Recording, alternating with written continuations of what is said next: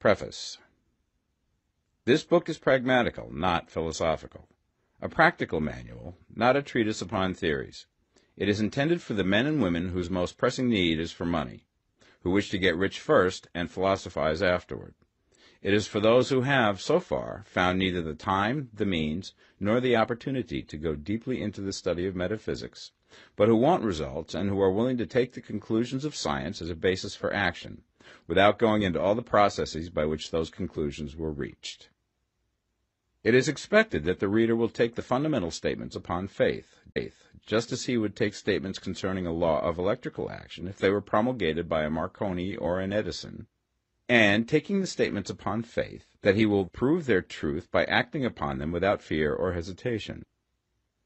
Every man or woman who does this will certainly get rich, for the science herein applied is an exact science, and failure is impossible. For the benefit, however, of those who wish to investigate philosophical theories and so secure a logical basis for faith, I will here cite certain authorities.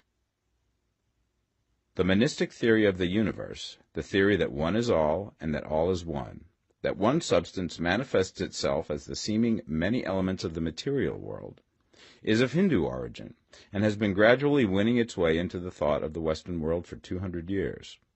It is the foundation of all the Oriental philosophies and of those of Descartes, Spinoza, Leibniz, Schopenhauer, Hegel, and Emerson. The reader who would dig to the philosophical foundations of this is advised to read Hegel and Emerson for himself. In writing this book, I have sacrificed all other considerations to plainness and simplicity of style, so that all might understand. The plan of action laid down herein was deduced from the conclusions of philosophy. It has been thoroughly tested and bears the supreme test of practical experiment. It works. If you wish to know how the conclusions were arrived at, read the writings of the authors mentioned above, and if you wish to reap the fruits of their philosophies in actual practice, read this book and do exactly as it tells you to do. The author. Chapter 1. The Right to be Rich. Whatever may be said in praise of poverty, the fact remains that it is not possible to live a really complete or successful life unless one is rich. No man can rise to his greatest possible height in talent or soul development unless he has plenty of money. For to unfold the soul and to develop talent he must have many things to use, and he cannot have these things unless he has money to buy them with. A man develops in mind, soul, and body by making use of these things, and society is so organized that man must have money in order to become the possessor of things. Therefore, the basis of all advancement for man must be the science of getting rich. The object of all life is development, and everything that lives has an inalienable right to all the development it is capable of attaining. Man's right to life means his right to have the free and unrestricted use of all things which may be necessary to his fullest mental, spiritual, and physical unfoldment, or, in other words, his right to be rich. I shall not speak of riches in a figurative way. To be really rich does not mean to be satisfied or contented with a little. No man ought to be satisfied with little if he is capable of using and enjoying more. The purpose of nature is the advancement and unfoldment of life, and every man should have all that can contribute to the power, elegance, beauty, and richness of life. To be content with less is sinful. The man who owns all he wants for the living of all the life he is capable of living is rich, and no man who has not plenty of money can have all he wants. Life has advanced so far and become so complex that even the most ordinary man or woman requires a great amount of wealth in order to live in a manner that even approaches completeness. Every person naturally wants to become all that they are capable of becoming. This desire to realize innate possibilities is inherent in human nature. We cannot help wanting to be all that we can be. Success in life is becoming what you want to be. You can become what you want to be only by making use of things, and you can have the free use of things only as you become rich enough to buy them. To understand the science of getting rich is therefore the most essential of all knowledge. There is nothing wrong in wanting to get rich. The desire for riches is really the desire for a richer, fuller, and more abundant life, and that desire is praiseworthy. The man who does not desire to live more abundantly is abnormal. And so the man who does not desire to have money enough to buy all he wants is abnormal. There are three motives for which we live. We live for the body, we live for the mind, we live for the soul. No one of these is better or holier than the other. All are alike desirable, and no one of the three, body, mind, or soul, can live fully if either of the others is cut short of full life and expression. It is not right or noble to live only for the soul and deny mind or body, and it is wrong to live for the intellect and deny body or soul. We are all acquainted with the loathsome consequences of living for the body and denying both mind and soul, and we see that real life means the complete expression of all that man can give forth through body, mind, and soul. Whatever he can say, no man can be really happy or satisfied unless his body is living fully in every function, and unless the same is true of his mind and his soul. Wherever there is unexpressed possibility, or function not performed, there is unsatisfied desire. Desire is possibility seeking expression, or function seeking performance. Man cannot live fully in body without good food, comfortable clothing, and warm shelter, and without freedom from excessive toil. Rest and recreation are also necessary to his physical life. He cannot live fully in mind without books and time to study them, without opportunity for travel and observation, or without intellectual companionship. To live fully in mind, he must have intellectual recreations, and must surround himself with all the objects of art and beauty he is capable of using and appreciating. To live fully in soul, man must have love, and love is denied expression by poverty. A man's highest happiness is found in the bestowal of benefits on those he loves. Love finds its most natural and spontaneous expression in giving. The man who has nothing to give cannot fill his place as a husband or father, as a citizen or as a man. It is in the use of material things that a man finds full life for his body, develops his mind, and unfolds his soul. It is therefore of supreme importance to him that he should be rich. It is perfectly right that you should desire to be rich. If you are a normal man or woman, you cannot help doing so. It is perfectly right that you should give your best attention to the science of getting rich, for it is the noblest and most necessary of all studies. If you neglect this study, you are derelict in your duty to yourself, to God, and humanity, for you can render to God and humanity no greater service than to make the most of yourself. Chapter 2. There is a science of getting rich. There is a science of getting rich, and it is an exact science, like algebra or arithmetic. There are certain laws which govern the process of acquiring riches. Once these laws are learned and obeyed by any man, he will get rich with mathematical certainty. The ownership of money and property comes as a result of doing things in a certain way. Those who do things in this certain way, whether on purpose or accidentally, get rich, while those who do not do things in this certain way, no matter how hard they work or how able they are, remain poor. It is a natural law that like causes always produce like effects, and therefore any man or woman who learns to do things in this certain way will infallibly get rich. That the above statement is true is shown by the following facts. Getting rich is not a matter of environment, for if it were, all the people in certain neighborhoods would become wealthy.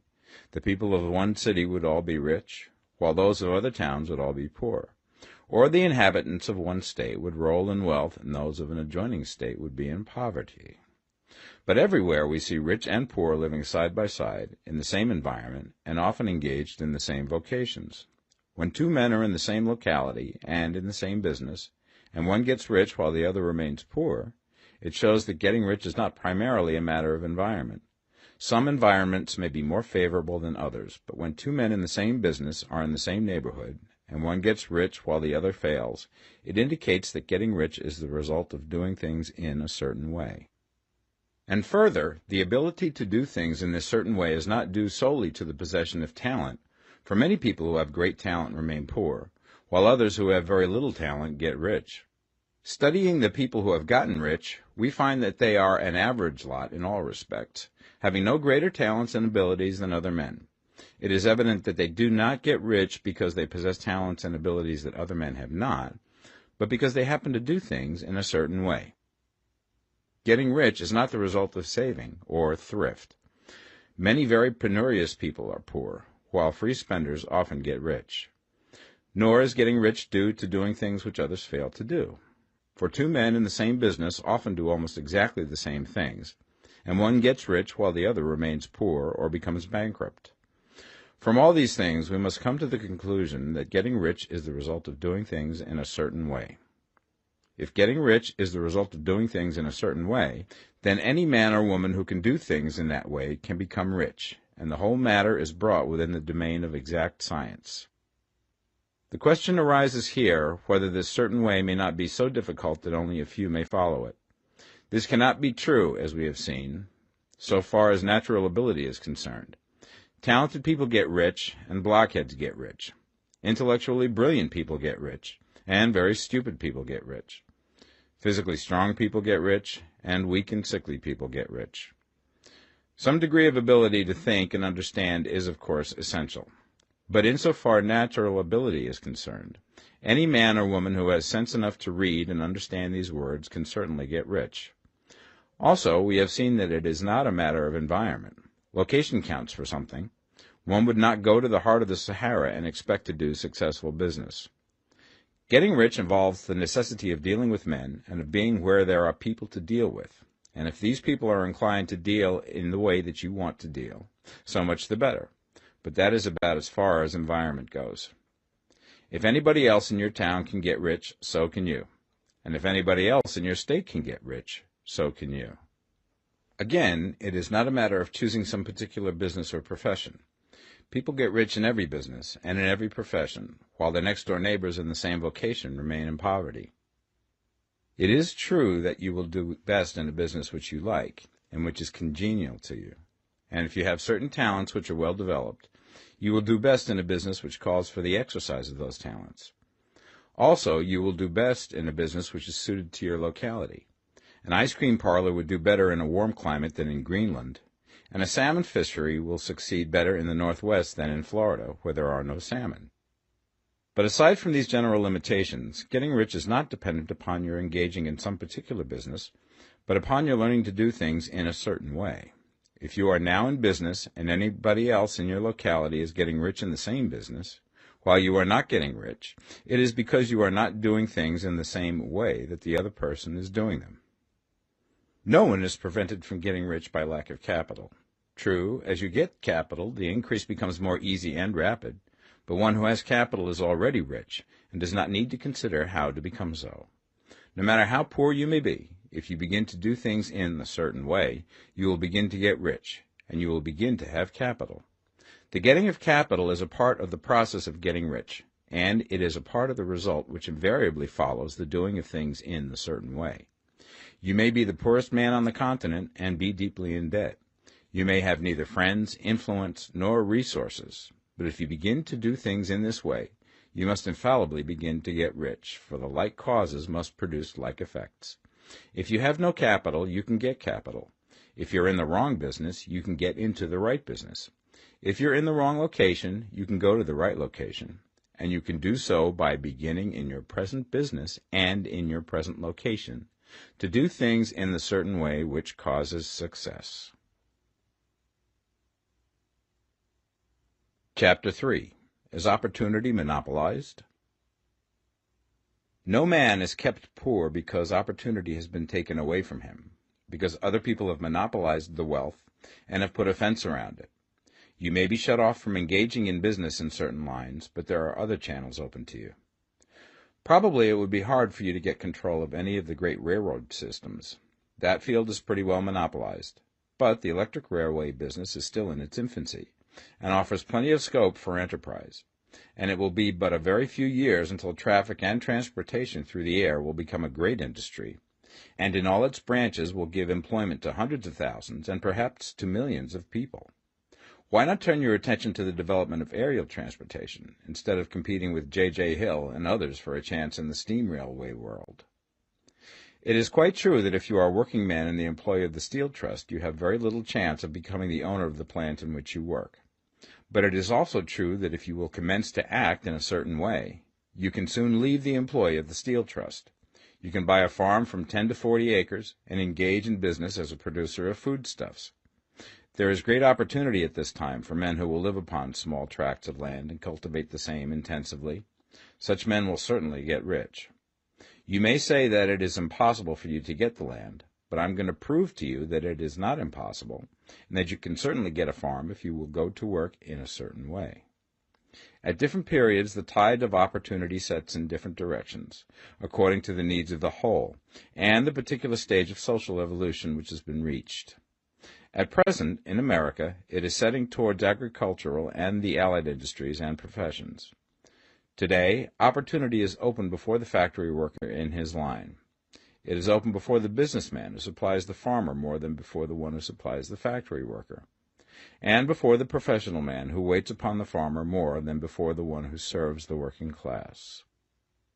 There is an abundance of opportunity for the man who will go with the tide instead of trying to swim against it.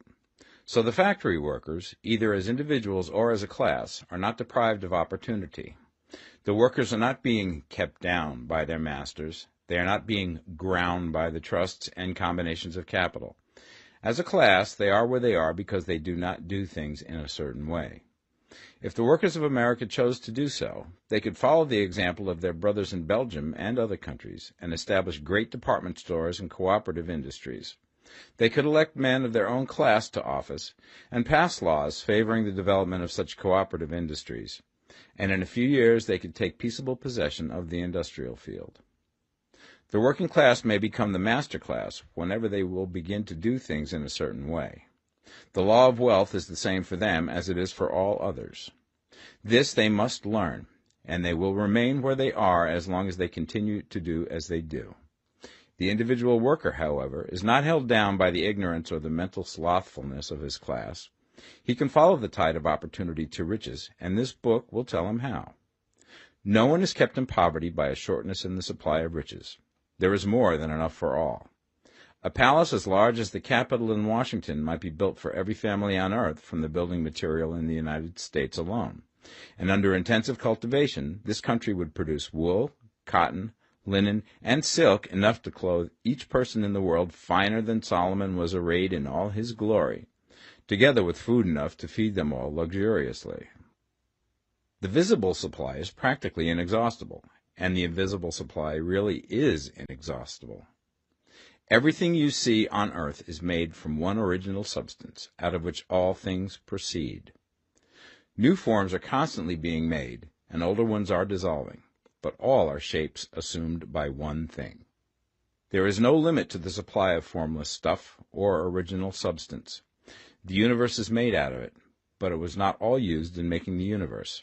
The spaces in, through, and between the forms of the visible universe are permeated and filled with the original substance, with the formless stuff, with the raw material of all things. 10,000 times as much has been made might still be made, and even then we should not have exhausted the supply of universal raw material. No man, therefore, is poor because nature is poor, or because there is not enough to go around. Nature is an inexhaustible storehouse of riches. The supply will never run short. Original substance is alive with creative energy and is constantly producing more forms. When the supply of building material is exhausted, more will be produced. When the soil is exhausted so that foodstuffs and materials for clothing will no longer grow upon it, it will be renewed or more soil will be made. When all the gold and silver has been dug from the earth, if man is still in such a stage of social development that he needs gold and silver, more will be produced from the formless. The formless stuff responds to the needs of man. It will not let him be without any good thing. This is true of man collectively. The race as a whole is always abundantly rich, and if individuals are poor, it is because they do not follow the certain way of doing things which makes the individual man rich. The formless stuff is intelligent. It is stuff which thinks. It is alive and is always impelled towards more life. It is the natural and inherent impulse of life to seek to live more. It is the nature of intelligence to enlarge itself, and of consciousness to seek to extend its boundaries and find fuller expression. The universe of forms has been made by formless living substance, throwing itself into form in order to express itself more fully. The universe is a great living presence, always moving inherently towards more life and fuller functioning. Nature is formed for the advancement of life. Its impelling motive is the increase of life. For this cause, everything which can possibly minister to life is bountifully provided. There can be no lack unless God is to contradict himself and nullify his own works. You are not kept poor by lack in the supply of riches. It is a fact which I shall demonstrate a little further on, that even the resources of the formless supply are at the command of the man or woman who will act and think in a certain way. Chapter 4. The first principle in the science of getting rich. Thought is the only power which can produce tangible riches from the formless substance. The stuff from which all things are made is a substance which thinks, and a thought of form in this substance produces the form. Original substance moves according to its thoughts. Every form and process you see in nature is the visible expression of a thought in original substance. As the formless stuff thinks of a form, it takes that form. As it thinks of a motion, it makes that motion. That is the way all things were created. We live in a thought world, which is part of a thought universe. The thought of a moving universe extended through formless substance, and the thinking stuff moving according to that thought, took the form of systems of planets and maintains that form. Thinking substance takes the form of its thought and moves according to that thought. Holding the idea of a circling system of suns and worlds, it takes the form of these bodies and moves them as it thinks. Thinking the form of a slow-growing oak tree, it moves accordingly and produces the tree, though centuries may be required to do the work. In creating, the formless seems to move according to the lines of motion it has established. The thought of an oak tree does not cause the instant formation of a full-grown tree, but it does start in motion the forces which will produce the tree, along established lines of growth. Every thought of form held in thinking substance causes the creation of the form, but always, or at least generally, along lines of growth and action already established. The thought of a house of a certain construction, if it were impressed upon formless substance, might not cause the instant formation of the house, but it would cause the turning of creative energies already working in trade and commerce into such channels as to result in the speedy building of the house. And if there were no existing channels through which the creative energy could work, then the house would be formed directly from primal substance, without waiting for the slow processes of the organic and inorganic world. No thought of form can be impressed upon original substance without causing the creation of the form. Man is a thinking center and can originate thought. All the forms that man fashions with his hands must first exist in his thought. He cannot shape a thing until he has thought that thing.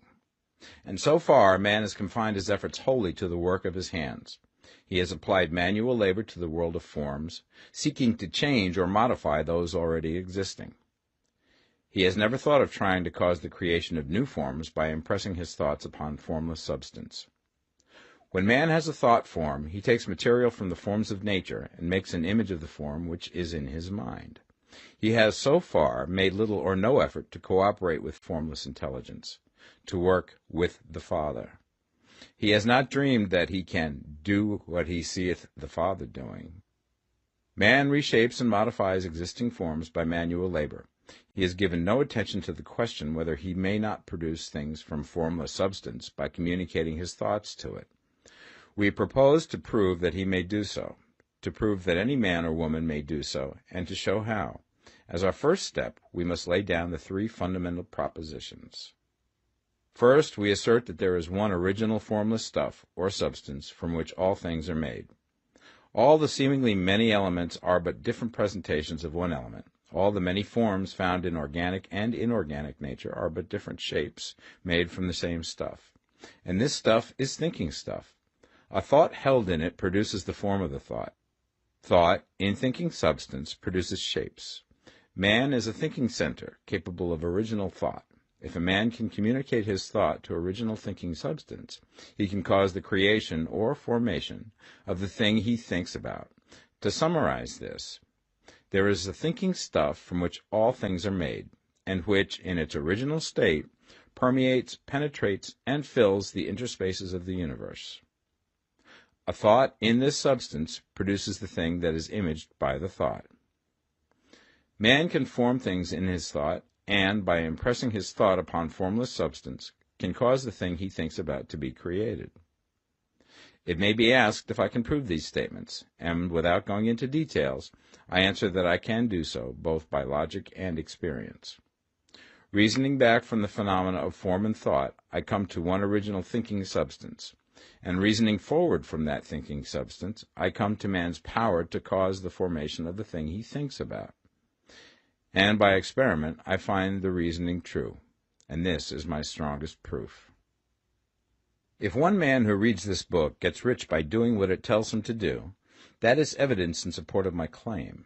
But if every man who does what it tells him to do gets rich, that is proof positive until someone goes through the process and fails. The theory is true until the process fails, and this process will not fail. For every man who does exactly what this book tells him to do will get rich. I have said that men get rich by doing things in a certain way, and in order to do so, men must become able to think in a certain way. A man's way of doing things is the direct result of the way he thinks about things. To do things in a way that you want to do them, you will have to acquire the ability to think the way you want to think.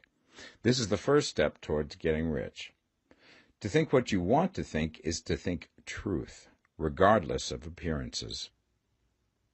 Every man has the natural and inherent power to think what he wants to think, but it requires far more effort to do so than it does to think the thoughts which are suggested by appearances. To think according to appearance is easy. To think truth regardless of appearances is laborious, and requires the expenditure of more power than any other work man is called upon to perform. There is no labor from which most people shrink as they do from that of sustained and consecutive thought. It is the hardest work in the world. This is especially true when truth is contrary to appearances.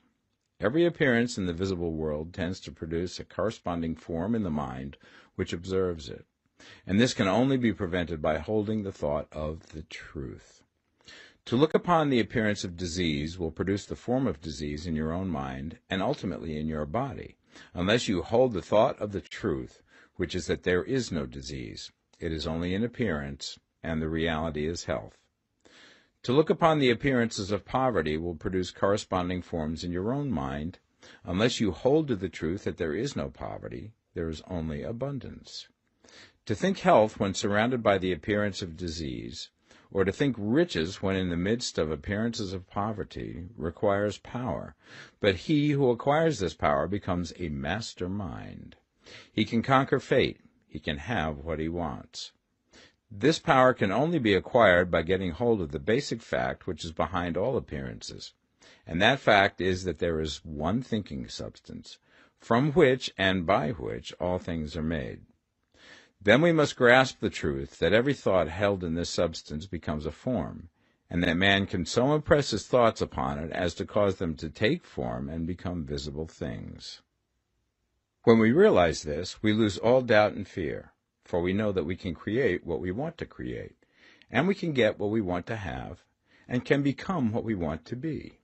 As a first step towards getting rich, you must believe the three fundamental statements given previously in this chapter, and in order to emphasize them, I repeat them here. There is a thinking stuff from which all things are made, and which, in its original state, permeates, penetrates, and fills the interspaces of the universe. A thought in this substance produces the thing that is imaged by the thought. Man can form things in his thought, and, by impressing his thought upon formless substance, can cause the thing he thinks about to be created. You must lay aside all other concepts of the universe than this monistic one, and you must dwell upon this until it is fixed in your mind and has become your habitual thought. Read these creed statements over and over again. Fix every word upon your memory, and meditate upon them until you firmly believe what they say.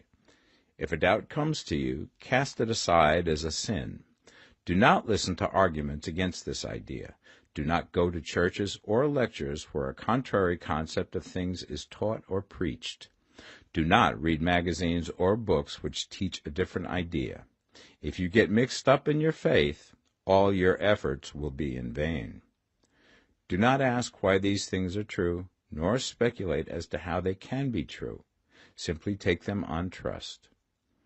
The science of getting rich begins with the absolute acceptance of this faith. Chapter 5. Increasing Life. You must get rid of the last vestige of the old idea that there is a deity whose will it is that you should be poor, or whose purposes may be served by keeping you in poverty. The intelligent substance which is all, and in all, which lives in all and lives in you, is a consciously living substance.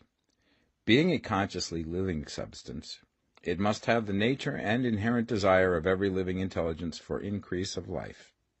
Every living thing must continually seek for the enlargement of its life, because life, in the mere act of living, must increase itself.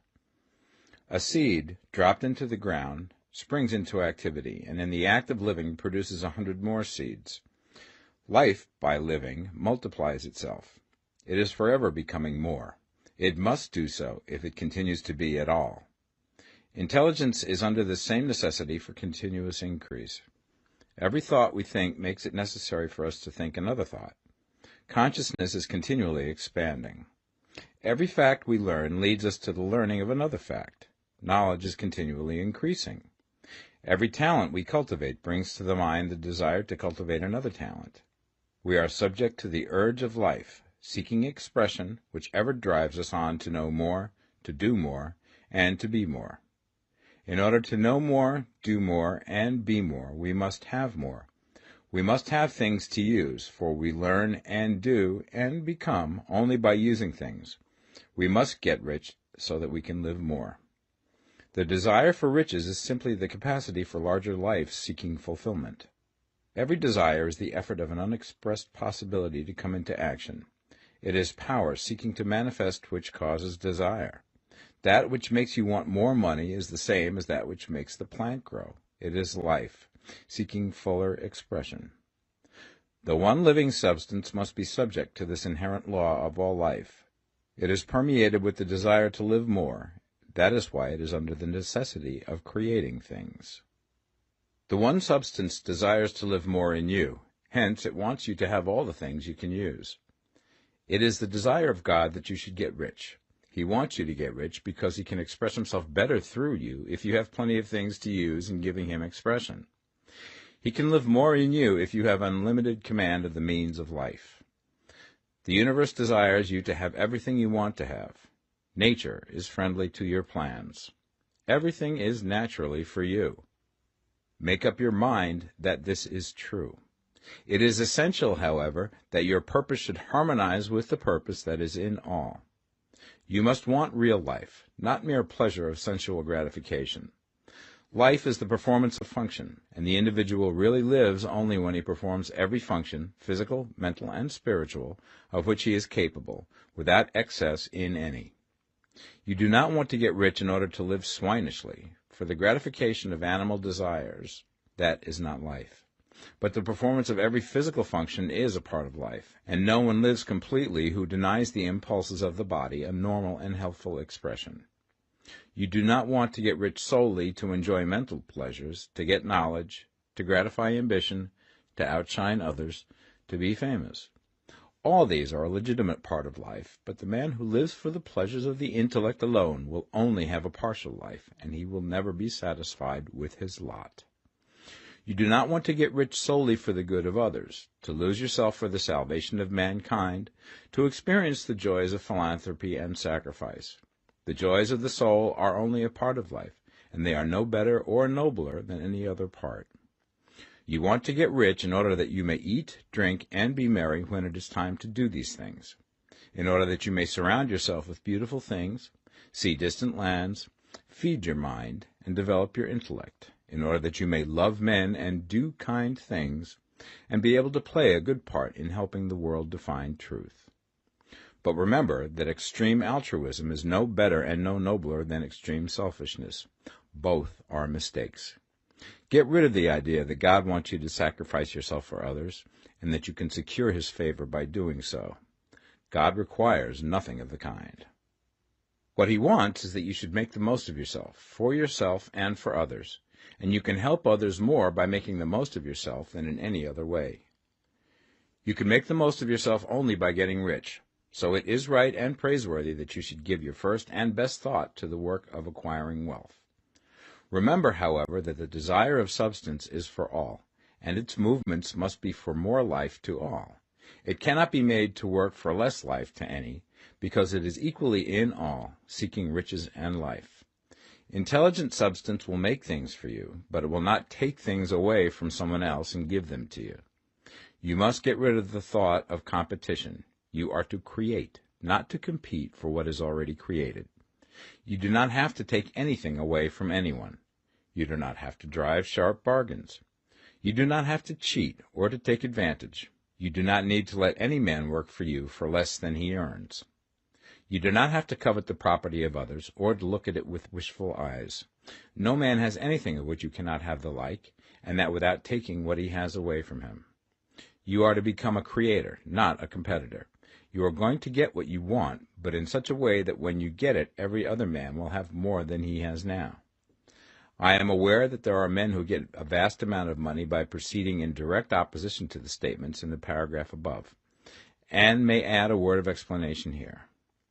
Men of the plutocratic type, who become very rich, do so sometimes purely by their extraordinary ability on the plane of competition, and sometimes they unconsciously relate themselves to substance and its great purposes and movements for the general racial upbuilding through industrial evolution. Rockefeller, Carnegie, Morgan, et al. Have been the unconscious agents of the supreme in the necessary work of systematizing and organizing productive industry, and, in the end, their work will contribute immensely towards increased life for all. Their day is nearly over, they have organized production, and will soon be succeeded by the agents of the multitude, who will organize the machinery of distribution. The multimillionaires are like the monster reptiles of the prehistoric eras. They play a necessary part in the evolutionary process, but the same power which produced them will dispose of them, and it is well to bear in mind that they have never been really rich. A record of the private lives of most of this class will show that they have really been the most abject and wretched of the poor. Riches secured on the competitive plane are never satisfactory and permanent. They are yours today and another's tomorrow. Remember, if you are to become rich in a scientific and certain way, you must rise entirely out of the competitive thought. You must never think for a moment that the supply is limited. Just as soon as you begin to think that all the money is being cornered and controlled by bankers and others, and that you must exert yourself to get laws passed to stop this process, and so on, in that moment you drop into the competitive mind, and your power to cause creation is gone for the time being. And what is worse, you will probably arrest the creative movements you have already instituted.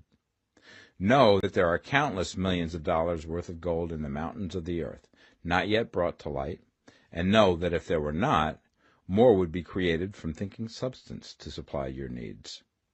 Know that the money you need will come, even if it is necessary for 1,000 men to be led to the discovery of new gold mines tomorrow.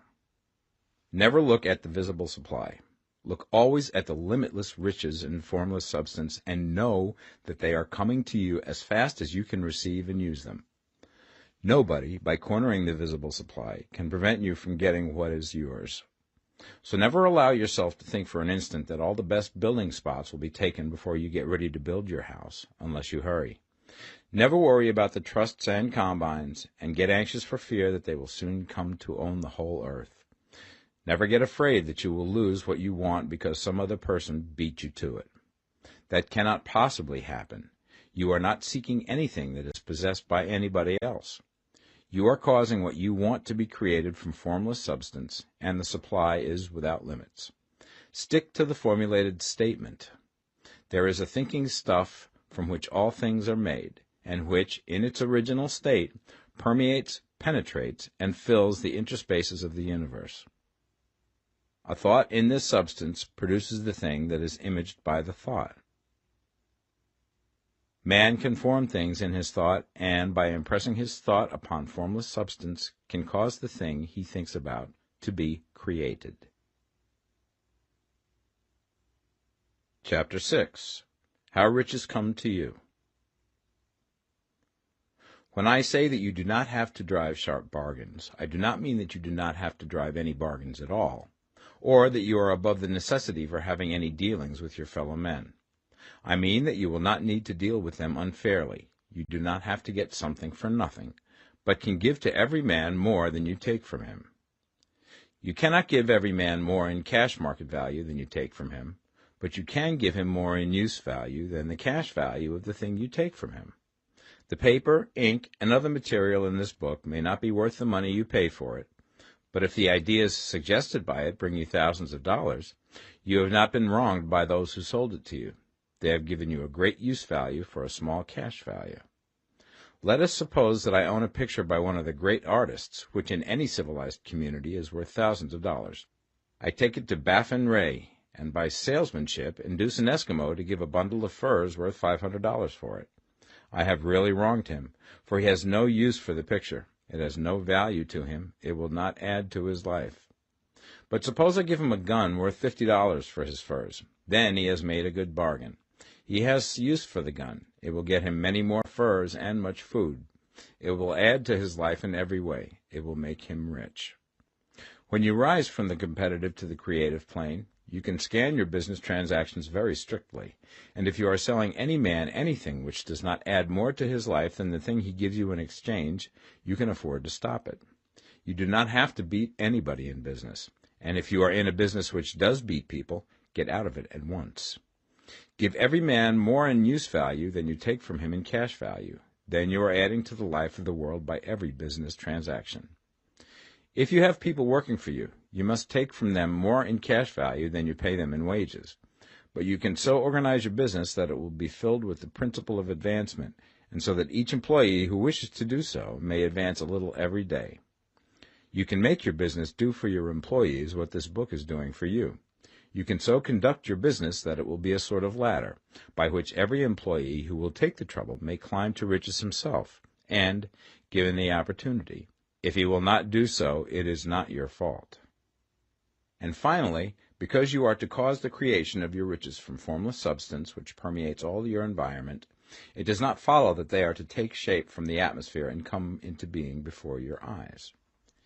If you want a sewing machine, for instance, I do not mean to tell you that you are to impress the thought of a sewing machine on thinking substance until the machine is formed without hands, in the room where you sit or elsewhere. But if you want a sewing machine, hold the mental image of it with the most positive certainty that it is being made, or is on its way to you. After once forming the thought, have the most absolute and unquestioning faith that the sewing machine is coming. Never think of it, or speak of it, in any other way than as being sure to arrive. Claim it as already yours. It will be brought to you by the power of the Supreme Intelligence, acting upon the minds of men. If you live in Maine, it may be that a man will be brought from Texas or Japan to engage in some transaction which will result in your getting what you want. If so, the whole matter will be as much to that man's advantage as it is to yours. Do not forget for a moment that the thinking substance is through all, in all, communicating with all, and can influence all. The desire of thinking substance for a fuller life and better living has caused the creation of all the sewing machines already made, and it can cause the creation of millions more, and will, whenever men set it in motion by desire and faith, and by acting in a certain way. You can certainly have a sewing machine in your house, and it is just as certain that you can have any other thing or things which you want, and which you will use for the advancement of your own life and the lives of others. You need not hesitate about asking largely. It is your Father's pleasure to give you the kingdom, said Jesus. Original substance wants to live all that is possible in you, and wants you to have all that you can or will use for the living of the most abundant life. If you fix upon your consciousness the fact that the desire you feel for the possession of riches is one with the desire of omnipotence for more complete expression, your faith becomes invincible. Once I saw a little boy sitting at a piano, and vainly tried to bring harmony out of the keys, and I saw that he was grieved and provoked by his inability to play real music. I asked him the cause of his vexation, and he answered, "I can feel the music in me, but I can't make my hands go right." The music in him was the urge of original substance, containing all the possibilities of all life. All that there is of music was seeking expression through the child. God, the one substance, is trying to live and do and enjoy things through humanity. He is saying, I want hands to build wonderful structures, to play divine harmonies, to paint glorious pictures. I want feet to run my errands, eyes to see my beauties, tongues to tell mighty truths and to sing marvelous songs, and so on. All that there is of possibility is seeking expression through men. God wants those who can play music to have pianos and every other instrument, and to have the means to cultivate their talents to the fullest extent. He wants those who can appreciate beauty to be able to surround themselves with beautiful things. He wants those who can discern truth to have every opportunity to travel and observe. He wants those who can appreciate dress to be beautifully clothed, and those who can appreciate good food to be luxuriously fed. He wants all these things because it is himself that enjoys and appreciates them.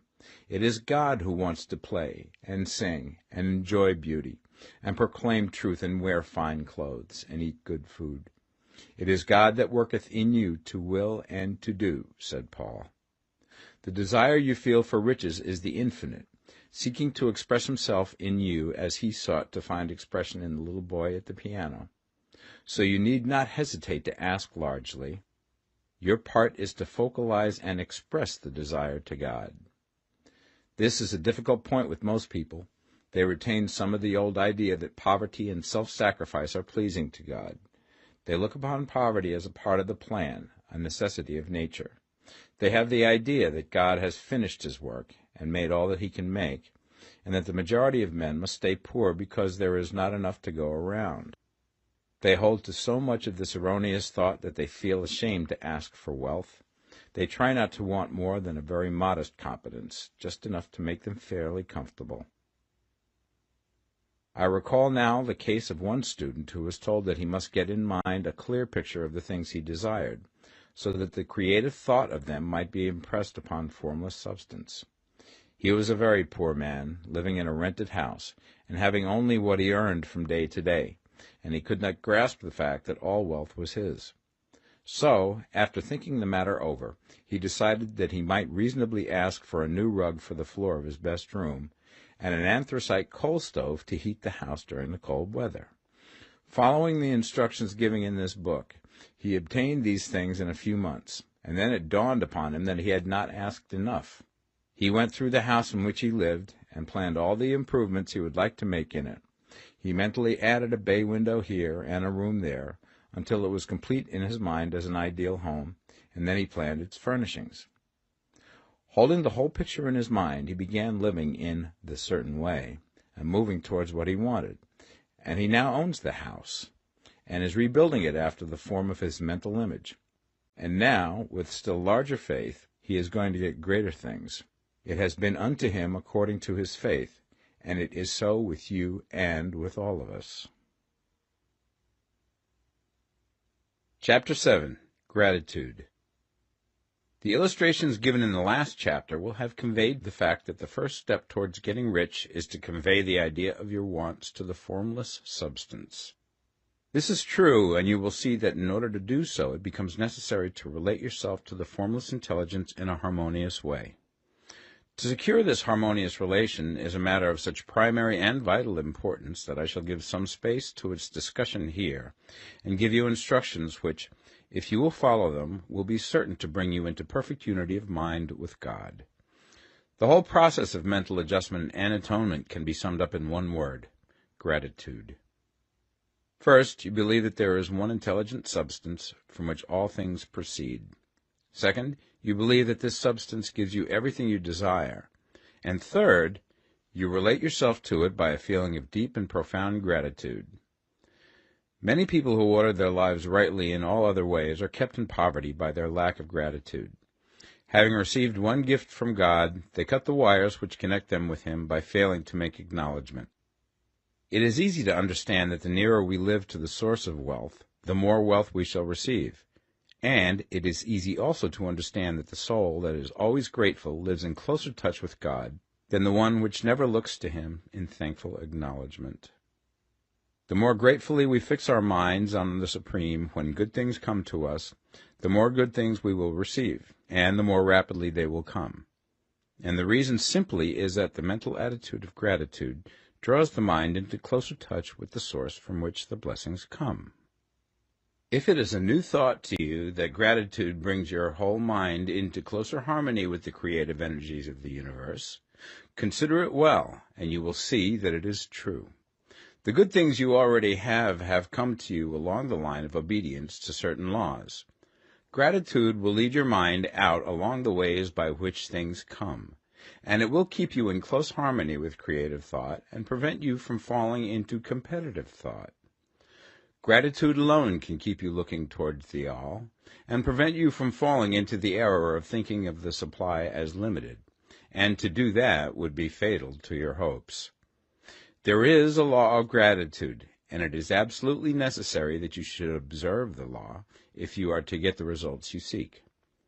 The law of gratitude is the natural principle that action and reaction are always equal, and in opposite directions. The grateful outreaching of your mind in thankful praise to the Supreme is a liberation or expenditure of force. It cannot fail to reach that to which it is addressed, and the reaction is an instantaneous movement towards you. Draw nigh unto God, and he will draw nigh unto you. That is a statement of psychological truth. And if your gratitude is strong and constant, the reaction in formless substance will be strong and continuous. The movement of the things you want will always be towards you. Notice the grateful attitude that Jesus took.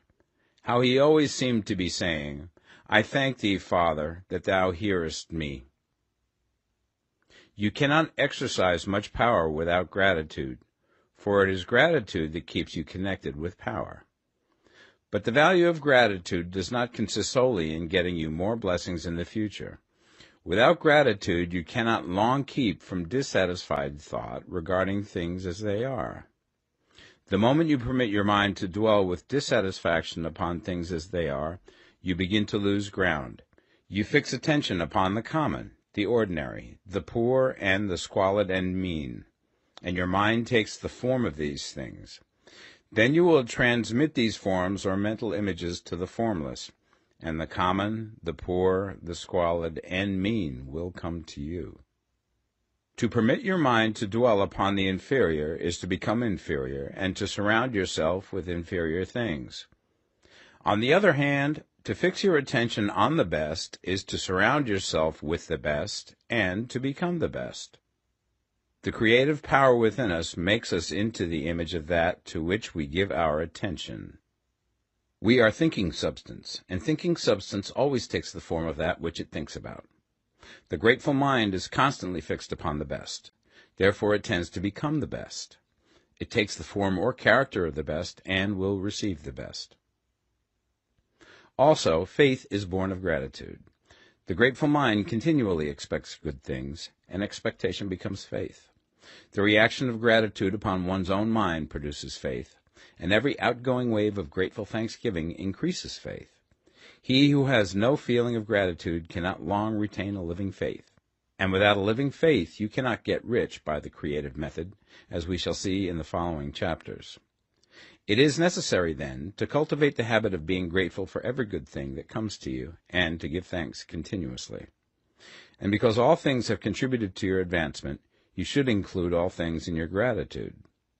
Do not waste time thinking or talking about the shortcomings or wrong actions of plutocrats or trust magnates. Their organization of the world has made your opportunity. All you get really comes to you because of them. Do not rage against corrupt politicians. If it were not for politicians, we should fall into anarchy, and your opportunity would be greatly lessened. God has worked a long time and very patiently to bring us up to where we are in industry and government, and he is going right on with his work. There is not the least doubt that he will do away with plutocrats, trust magnates, captains of industry, and politicians as soon as they can be spared. But in the meantime, behold, they are all very good. Remember that they are all helping to arrange the lines of transmission along which your riches will come to you, and be grateful to them all. This will bring you into harmonious relations with the good in everything, and the good in everything will move toward you.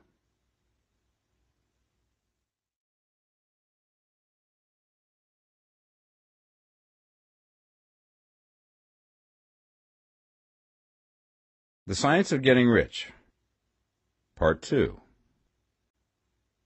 Chapter 8. Thinking in the Certain Way. You must form a clear and definite mental picture of what you want. You cannot transmit an idea unless you have it yourself. You must have it before you can give it, and many people fail to impress thinking substance because they have themselves only a vague and misty concept of the things they want to do, to have, or to become. It is not enough that you should have a general desire for wealth to do good with. Everybody has that desire. It is not enough that you should have a wish to travel, see things, live more, etc. Everybody has those desires also. If you were going to send a wireless message to a friend, you would not send the letters of the alphabet in their order and let him construct the message for himself, nor would you take words at random from the dictionary. You would send a coherent sentence, one which meant something. When you try to impress your wants upon substance, remember that it must be done by a coherent statement. You must know what you want and be definite. You can never get rich or start the creative power into action by sending out unformed longings and vague desires. Go over your desires just as the man I have described went over his house. See just what you want and get a clear mental picture of it as you wish it to look when you get it.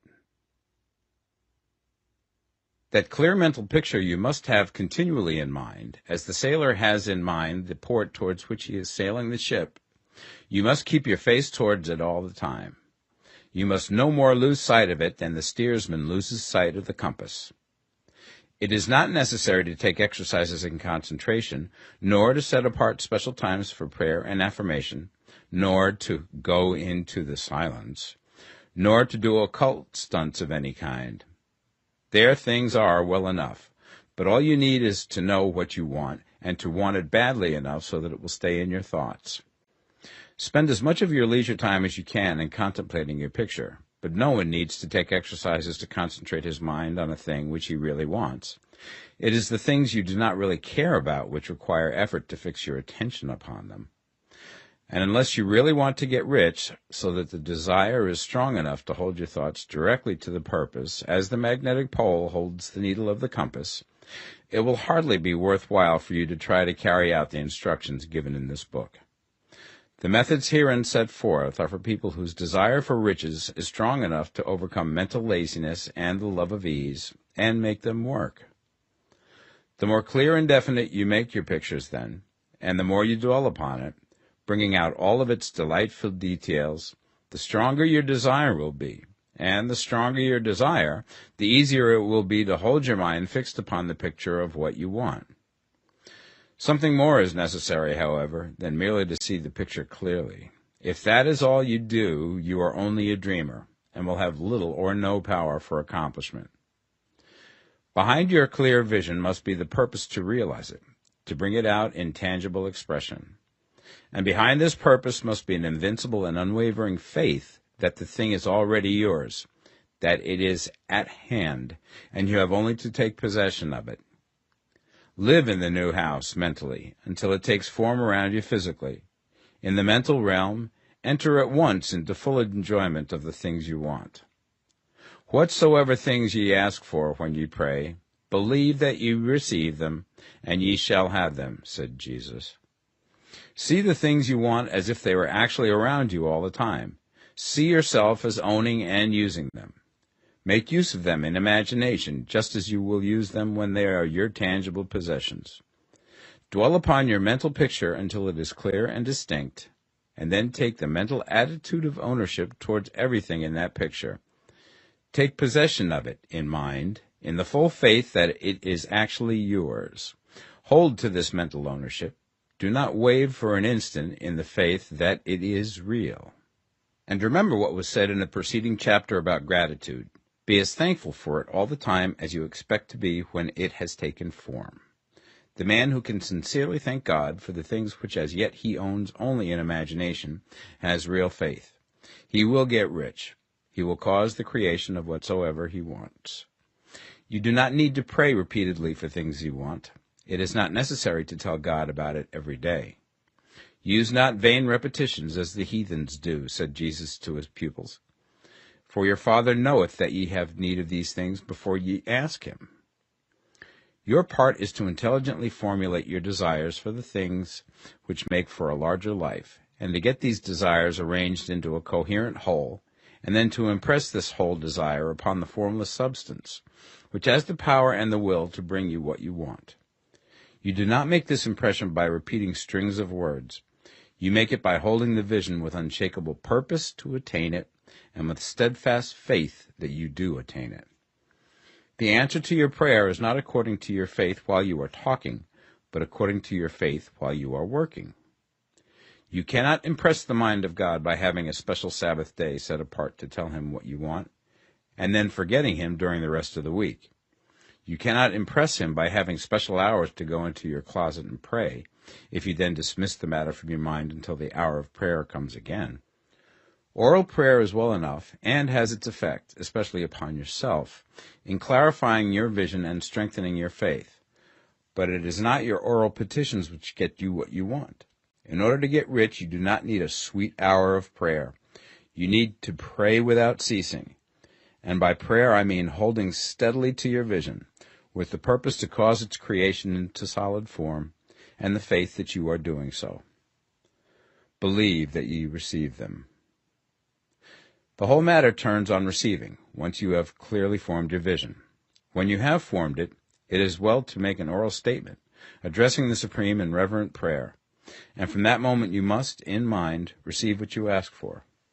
Live in the new house, wear the fine clothes, ride in the automobile, go on the journey, and confidently plan for greater journeys. Think and speak of all things you have asked for in terms of actual present ownership. Imagine an environment and a financial condition exactly as you want them, and live all the time in that imaginary environment and financial condition. Mind, however, that you do not do this as a mere dreamer and castle builder. Hold to the faith that the imaginary is being realized, and to the purpose to realize it. Remember that it is faith and purpose in the use of imagination which makes the difference between the scientist and the dreamer. And having learned this fact, it is here that you must learn the proper use of the will. Chapter 9. How to use the will. To set about getting rich in a scientific way, you do not try to apply your willpower to anything outside of yourself. You have no right to do so anyway. It is wrong to apply your will to other men and women in order to get them to do what you wish done. It is as flagrantly wrong to coerce people by mental power as it is to coerce them by physical power. If compelling people by physical force to do things for you reduces them to slavery, compelling them by mental means accomplishes exactly the same thing. The only difference is in methods. If taking things from people by physical force is robbery, then taking things by mental force is robbery also. There is no difference in principle.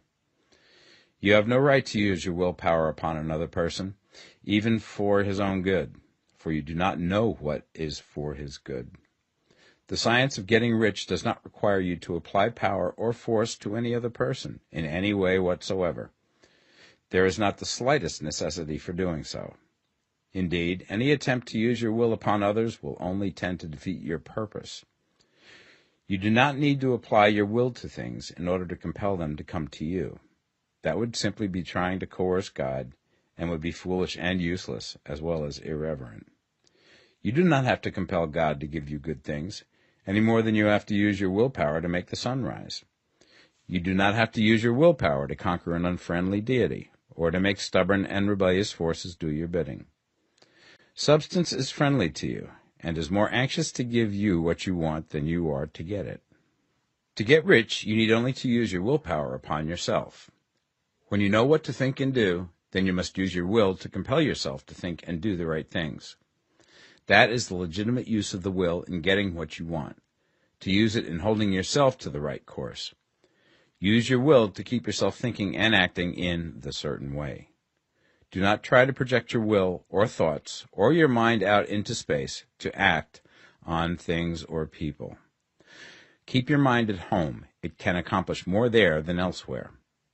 Use your mind to form a mental image of what you want and to hold that vision with faith and purpose, and use your will to keep your mind working in the right way.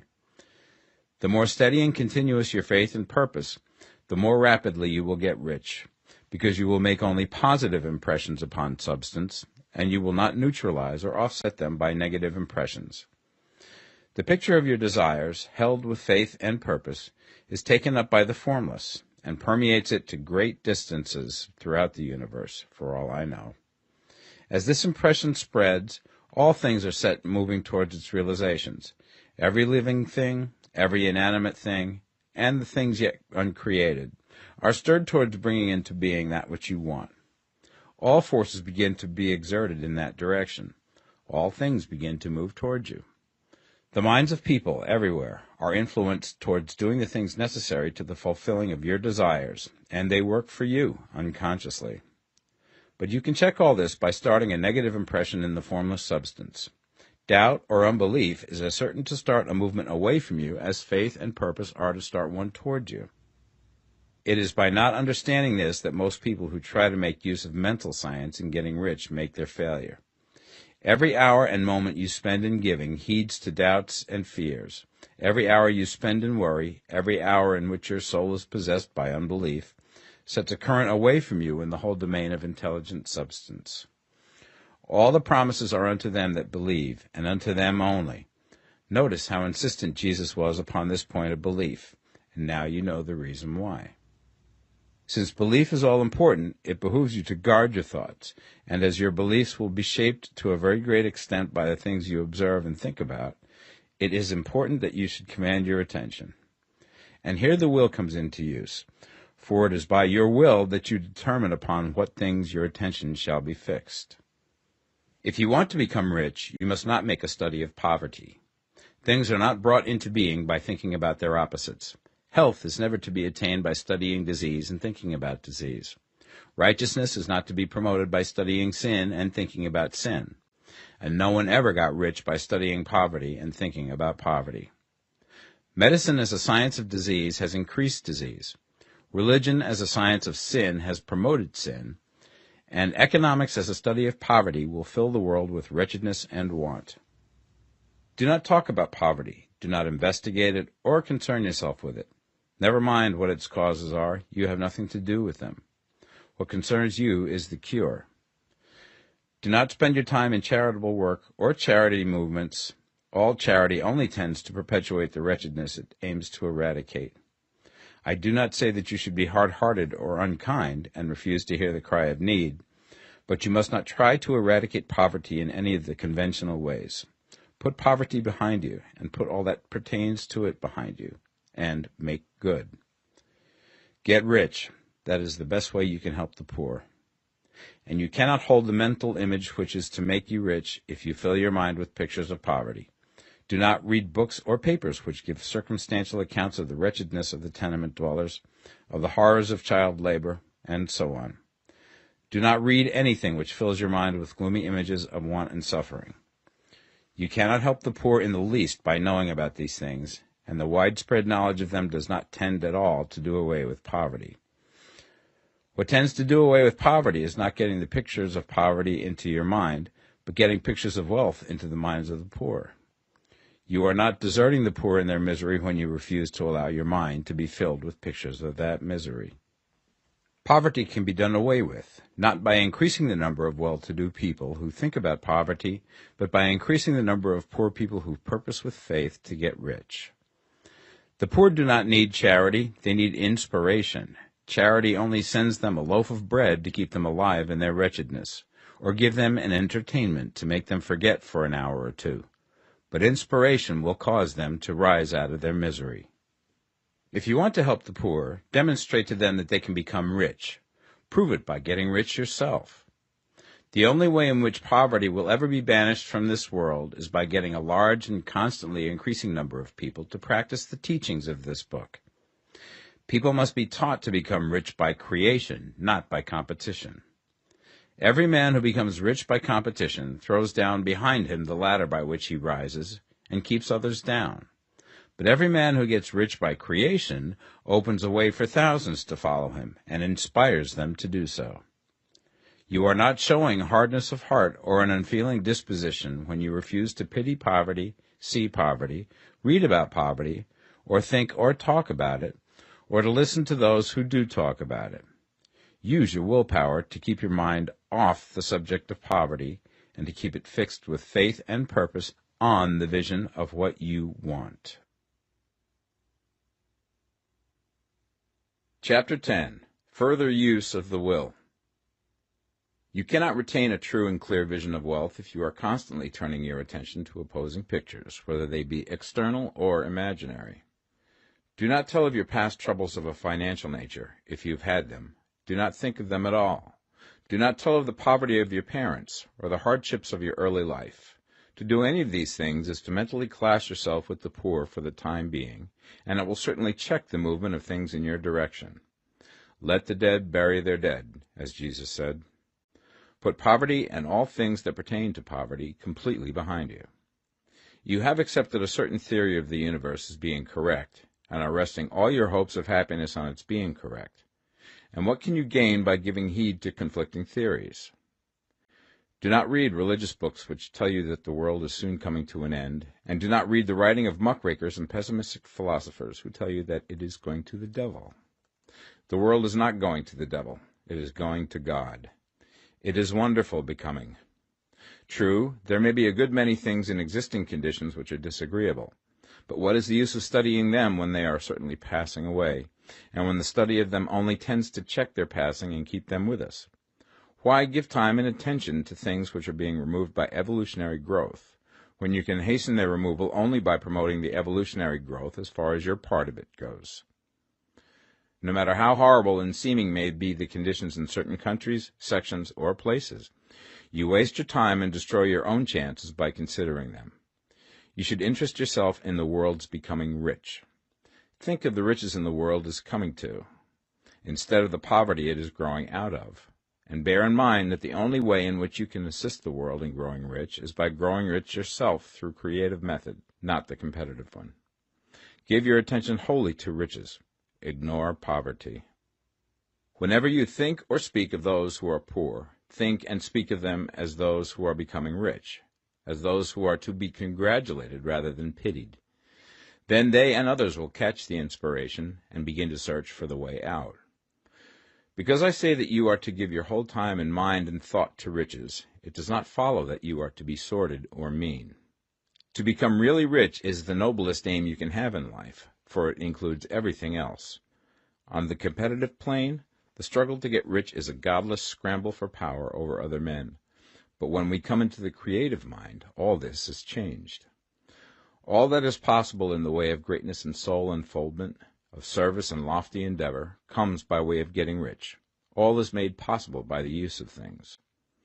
If you lack for physical health, you will find that the attainment of it is conditional on you getting rich. Only those who are emancipated from financial worry and who have the means to live a carefree existence and follow hygienic practices can have and retain health. Moral and spiritual greatness is possible only to those who are above the competitive battle for existence, and only those who are becoming rich on the plane of creative thought are free from the degrading influences of competition. If your heart is set on domestic happiness, remember that love flourishes best when there is refinement, a high level of thought, and freedom from corrupting influences.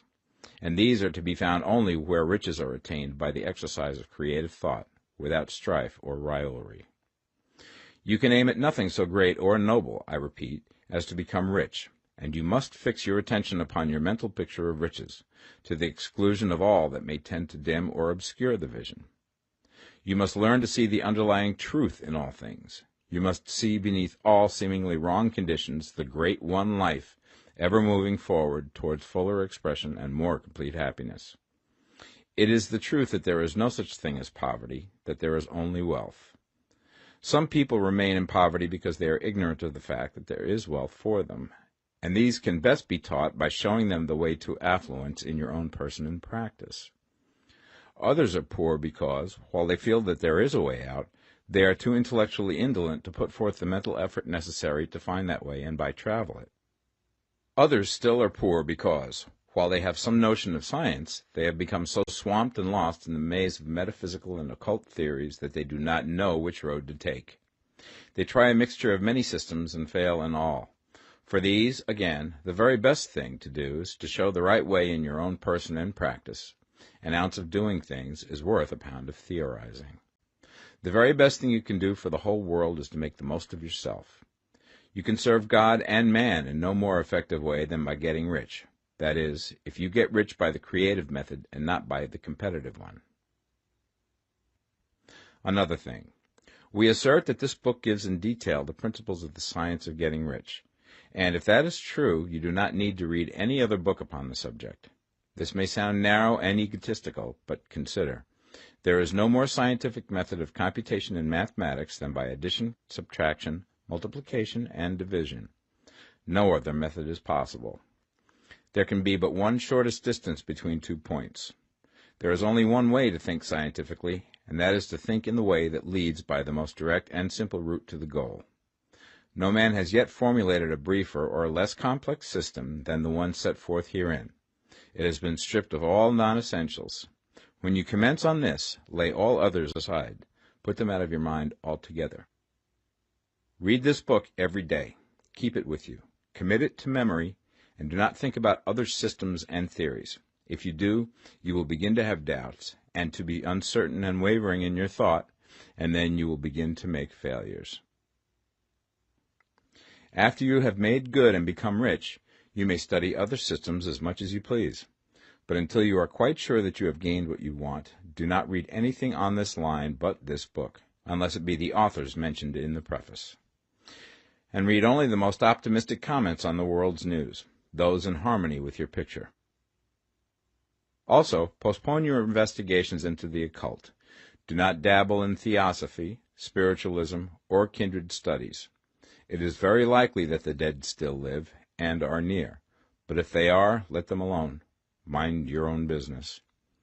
Wherever the spirits of the dead may be, they have their own work to do and their own problems to solve, and we have no right to interfere with them.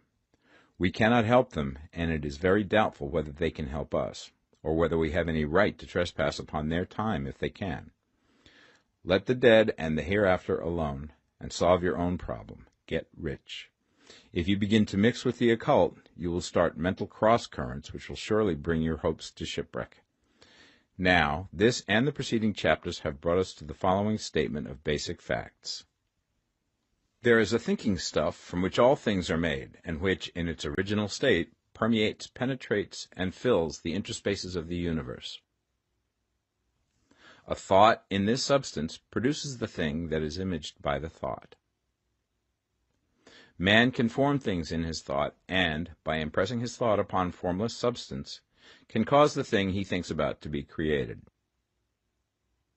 In order to do this, man must pass from the competitive to the creative mind.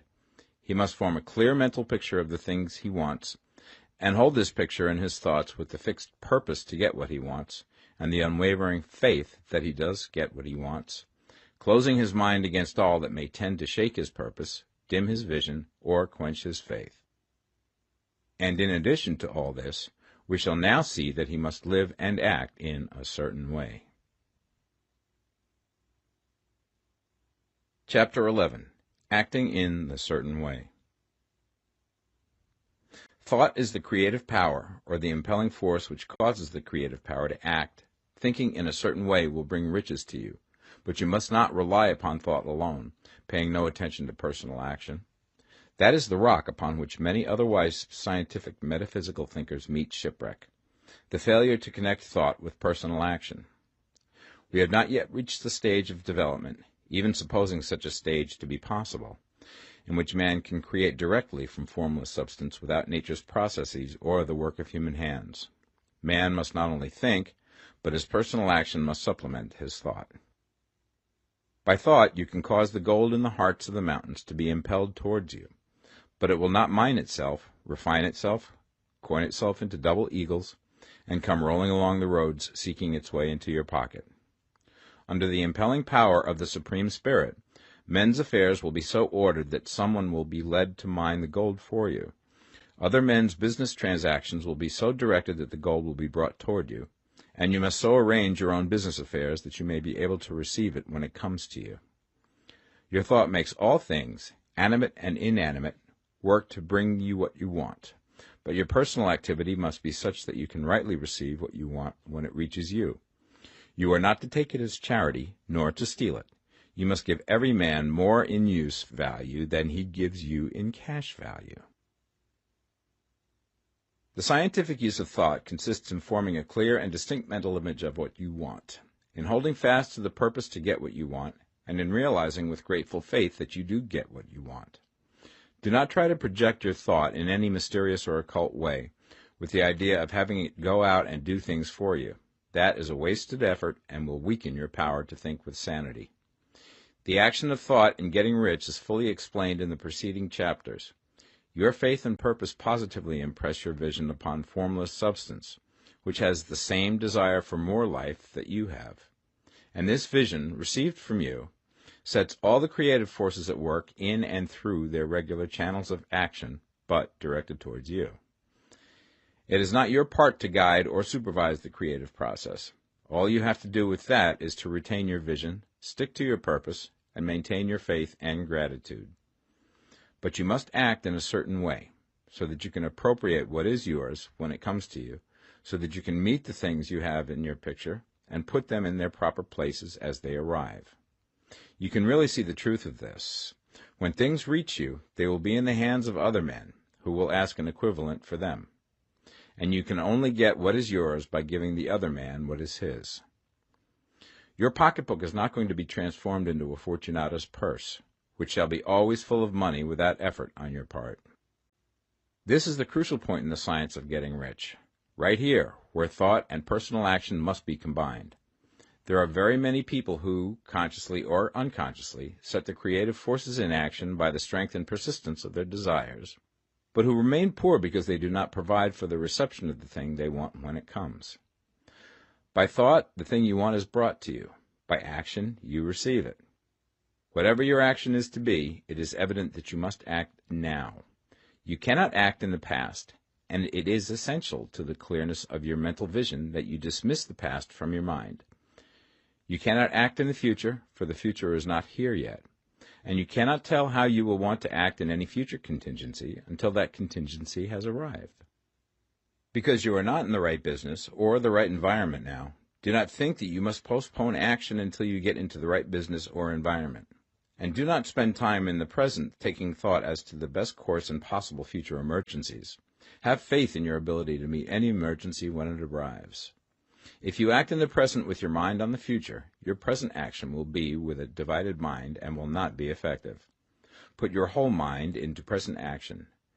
Do not give your creative impulse to original substance, and then sit down and wait for results. If you do, you will never get them. Act now. There is never any time but now, and there never will be any time but now. If you are ever to begin to make ready for the reception of what you want, you must begin now. And your action, whatever it is, must most likely be in your present business or employment, and must be upon the persons and things in your present environment. You cannot act where you are not, you cannot act where you have been, and you cannot act where you are going to be. You can act only where you are. Do not bother as to whether yesterday's work was well done or ill done. Do today's work well. Do not try to do tomorrow's work now. There will be plenty of time to do that when you get to it. Do not try, by occult or mystical means, to act on people or things that are out of your reach. Do not wait for a change of environment. Before you act, get a change of environment by action. You can so act upon the environment in which you are now, as to cause yourself to be transferred to a better environment. Hold with faith and purpose the vision of yourself in the better environment, but act upon your present environment with all your heart and with all your strength and with all your mind. Do not spend any time in daydreaming or castle building. Hold to the one vision of what you want and act now. Do not cast about seeking some new thing to do, or some strange, unusual, or remarkable action to perform as a first step towards getting rich. It is probable that your actions, at least for some time to come, will be those you have been performing for some time past, but you are to begin now to perform these actions in a certain way, which will surely make you rich. If you are engaged in some business and feel that it is not the right one for you, do not wait until you get into the right business before you begin to act. Do not feel discouraged or sit down and lament because you are misplaced. No man was ever so misplaced that he could not find the right place, and no man ever became so involved in the wrong business but that he could get into the right business. Hold the vision of yourself in the right business, with the purpose to get into it, and the faith that you will get into it, and are getting into it, but act in your present business. Use your present business as the means of getting a better one, and use your present environment as the means of getting into a better one. Your vision of the right business, if held with faith and purpose, will cause the Supreme to move the right business towards you, and your action, if performed in a certain way, will cause you to move towards the business. If you are an employee or wage earner and feel that you must change places in order to get what you want, do not project your thought into space and rely upon it to get you another job. It will probably fail to do so. Hold the vision of yourself in the job you want, while you act with faith and purpose on the job you have, and you will certainly get the job you want. Your vision and faith will set the creative force in motion to bring it toward you, and your action will cause the forces in your own environment to move you toward the place you want. In closing this chapter, we will add another statement to our syllabus. There is a thinking stuff from which all things are made, and which, in its original state, permeates, penetrates, and fills the interspaces of the universe. A thought in this substance produces the thing that is imaged by the thought. Man can form things in his thought, and, by impressing his thought upon formless substance, can cause the thing he thinks about to be created. In order to do this, man must pass from the competitive to the creative mind. He must form a clear mental picture of the thing he wants, and hold this picture in his thoughts with the fixed purpose to get what he wants, and the unwavering faith that he does get what he wants, closing his mind to all that may tend to shake his purpose, dim his vision, or quench his faith. That he may receive what he wants when it comes, man must act now upon the people and things in his present environment. Chapter 12. Efficient Action. You must use your thought as directed in previous chapters, and begin to do what you can do where you are, and you must do all that you can do where you are. You can advance only by being larger than your present place, and no man is larger than his present place who leaves undone any of the work pertaining to that place. The world is advanced only by those who more than fill their present places. If no man quite filled his present place, you can see that there must be a going backward in everything. Those who do not quite fill their present places are dead weight upon society, government, commerce, and industry. They must be carried along by others at a great expense. The progress of the world is retarded only by those who do not fill the places they are holding. They belong to a former age and a lower stage or plane of life, and their tendency is towards degeneration. No society could advance if every man was smaller than his place. Social evolution is guided by the law of physical and mental evolution. In the animal world, evolution is caused by excess of life. When an organism has more life than can be expressed in the function of its own plane, it develops the organs of a higher plane, and a new species is originated. There never would have been new species had there not been organisms which more than filled their places. The law is exactly the same for you. Your getting rich depends upon your applying this principle to your own affairs. Every day is either a successful day or a day of failure, and it is the successful days which get you what you want. If every day is a failure, you can never get rich, while if every day is a success, you cannot fail to get rich. If there is something that may be done today, and you do not do it, you have failed in so far as that thing is concerned, and the consequences may be more disastrous than you imagine. You cannot foresee the results of even the most trivial act. You do not know the workings of all the forces that have been set moving in your behalf. Much may be depending on your doing some simple act. It may be the very thing which is to open the door of opportunity to very great possibilities. You can never know all the combinations which Supreme Intelligence is making for you in the world of things and of human affairs. Your neglect or failure to do some small thing may cause a long delay in getting what you want. Do, every day, all that can be done that day. There is, however, a limitation or qualification of the above that you must take into account. You are not to overwork, not to rush blindly into your business in the effort to do the greatest possible number of things in the shortest possible time. You are not to try to do tomorrow's work today, nor to do a week's work in a day. It is really not the number of things you do, but the efficiency of each separate action that counts. Every act is, in itself, either a success or a failure. Every act is, in itself, either effective or inefficient. Every inefficient act is a failure, and if you spend your life in doing inefficient acts, your whole life will be a failure. The more things you do, the worse for you if all your acts are inefficient ones. On the other hand, every efficient act is a success in itself, and if every act of your life is an efficient one, your whole life must be a success. The cause of failure is doing too many things in an inefficient manner, and not doing enough things in an efficient manner. You will see that it is a self-evident proposition that if you do not do any inefficient acts, and if you do a sufficient number of efficient acts, you will become rich.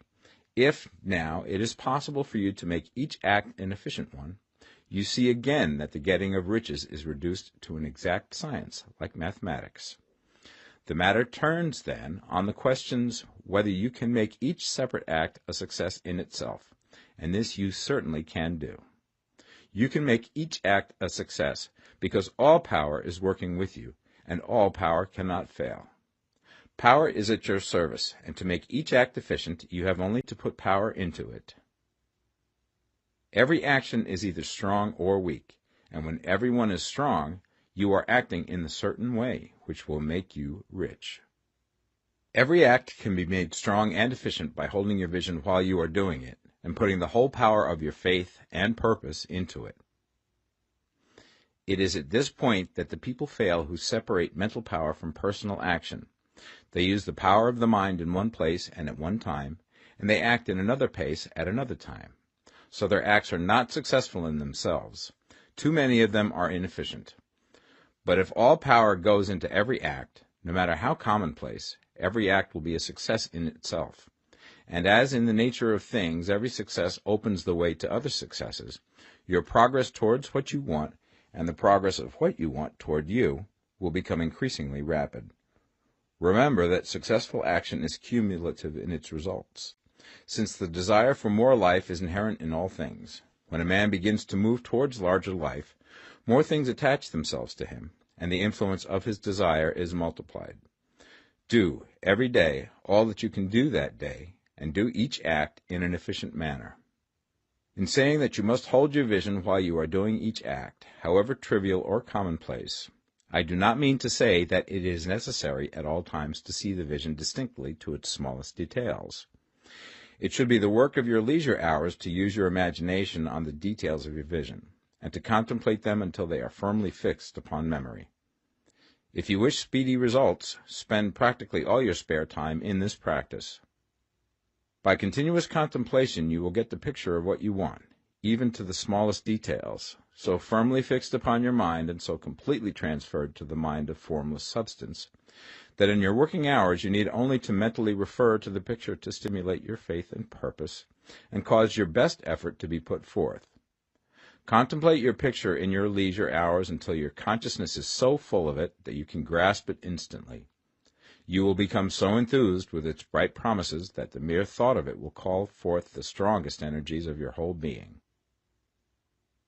Let us again repeat our syllabus, and by slightly changing the closing statements, bring it to the point we have now reached. There is a thinking stuff from which all things are made, and which, in its original state, permeates, penetrates, and fills the interspaces of the universe.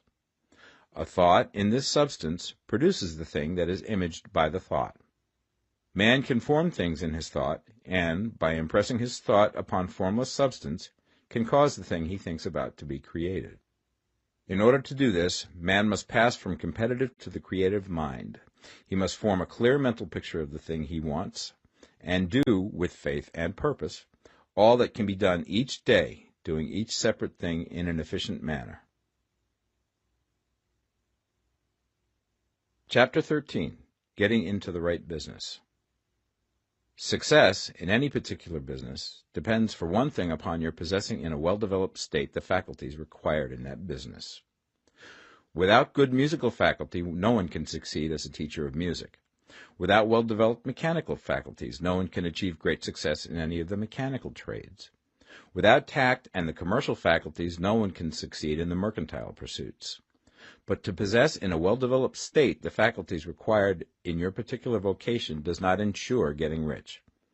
There are musicians who have remarkable talent and who yet remain poor. There are blacksmiths, carpenters, and so on who have excellent mechanical ability, but who do not get rich. And there are merchants with good faculties for dealing with men who nevertheless fail. The different faculties are tools. It is essential to have good tools, but it is also essential that the tools should be used in the right way. One man can take a sharp saw, a square, a good plane, and so on, and build a handsome article of furniture. Another man can take the same tools and set to work to duplicate the article, but his production will be a botch. He does not know how to use good tools in a successful way. The various faculties of your mind are the tools with which you must do the work which is to make you rich. It will be easier for you to succeed if you get into a business for which you are well equipped with mental tools. Generally speaking, you will do best in that business which will use your strongest faculties, the one for which you are naturally best fitted.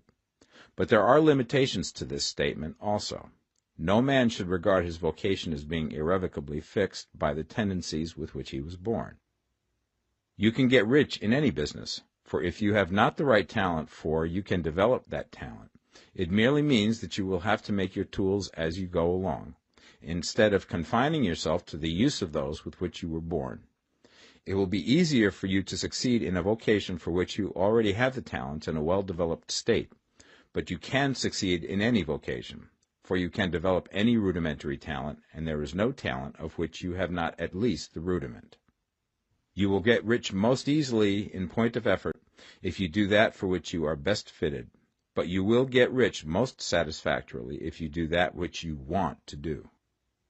Doing what you want to do is life, and there is no real satisfaction in living if we are compelled to be forever doing something which we do not like to do, and can never do what we want to do. And it is certain that you can do what you want to do. The desire to do it is proof that you have within you the power which can do it. Desire is a manifestation of power. The desire to play music is the power which can play music seeking expression and development. The desire to invent mechanical devices is the mechanical talent seeking expression and development. When there is no power, either developed or undeveloped, to do a thing, there is never any desire to do that thing. And where there is strong desire to do a thing, it is certain proof that the power to do it is strong, and only requires to be developed and applied in the right way. All things else being equal, it is best to select the business for which you have the best developed talent. But if you have a strong desire to engage in any particular line of work, you should select that work as the ultimate end at which you aim. You can do what you want to do, and it is your right and privilege to follow the business or avocation which will be most congenial and pleasant. You are not obliged to do what you do not like to do, and should not do it except as a means to bring you to the doing of the thing you want to do. If there are past mistakes whose consequences have placed you in an undesirable business or environment, you may be obliged for some time to do what you do not like to do. If you feel that you are not in the right vocation, do not act too hastily in trying to get into another one. The best way, generally, to change business or environment is by growth. Do not be afraid to make a sudden and radical change if the opportunity is presented, and you feel, after careful consideration, that it is the right opportunity. But never take sudden or radical action when you are in doubt as to the wisdom of doing so. There is never any hurry on the creative plane, and there is no lack of opportunity. When you get out of the competitive mind, you will understand that you never need to act hastily. No one else is going to beat you to the thing you want to do. There is enough for all. If one space is taken, another and a better one will be opened for you a little further on. There is plenty of time. When you are in doubt, wait. Fall back on the contemplation of your vision, and increase your faith and purpose. And by all means, in times of doubt and indecision, cultivate gratitude. A day or two spent in contemplating the vision of what you want, and in earnest thanksgiving that you are getting it, will bring your mind into such close relationship with the Supreme that you will make no mistake when you do act. There is a mind which knows all there is to know, and you can come into close unity with this mind by faith and the purpose to advance in life, if you have deep gratitude.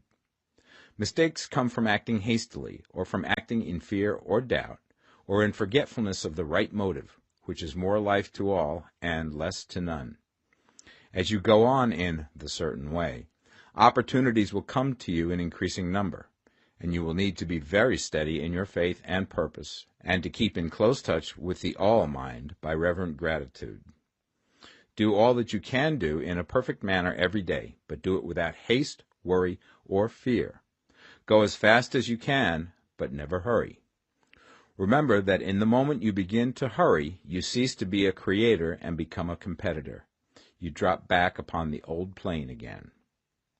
Whenever you find yourself hurrying, call a halt. Fix your attention on the mental image of the thing you want, and begin to give thanks that you are getting it.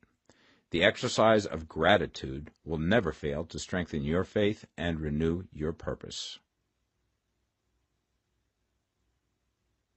Chapter 14. The Impression of Increase. Whether you change your vocation or not, your actions for the present must be those pertaining to the business in which you are now engaged. You can get into the business you want by making constructive use of the business you are already established in, by doing your daily work in a certain way. And insofar as your business consists in dealing with other men, whether personally or by letter, the key thought of all your efforts must be to convey to their minds the impression of increase. Increase is what all men and women are seeking. It is the urge of the formless intelligence within them, seeking fuller expression. The desire for increase is inherent in all nature. It is the fundamental impulse of the universe. All human activities are based on the desire for increase. People are seeking more food, more clothes, better shelter, more luxury, more beauty, more knowledge, more pleasure. Increase in something, more life. Every living thing is under this necessity for continuous advancement. Where increase of life ceases, dissolution and death set in at once. Man instinctively knows this, and hence he is forever seeking more. This law of perpetual increase is set forth by Jesus in the parable of the talents. Only those who gain more retain any. From him who hath not shall be taken away even that which he hath. The normal desire for increased wealth is not an evil or a reprehensible thing. It is simply the desire for more abundant life. It is aspiration. And because it is the deepest instinct of their natures, all men and women are attracted to him who can give them more of the means of life. In following the certain way, you are getting continuous increase for yourself, and you are giving it to all with whom you deal. You are a creative center from which increase is given off to all. Be sure of this, and convey assurance of the fact to every man, woman, and child with whom you come in contact. No matter how small the transaction, even if it be only the selling of a stick of candy to a little child, put into it the thought of increase, and make sure that the customer is impressed with the thought. Convey the impression of advancement with everything you do, so that all people shall receive the impression that you are an advancing man, and that you advance all who deal with you. Even to the people whom you meet in a social way, without any thought of business, and to whom you do not try to sell anything, give the thought of increase. You can convey this impression by holding the unshakable faith that you, yourself, are in the way of increase, and by letting this faith inspire, fill, and permeate every action.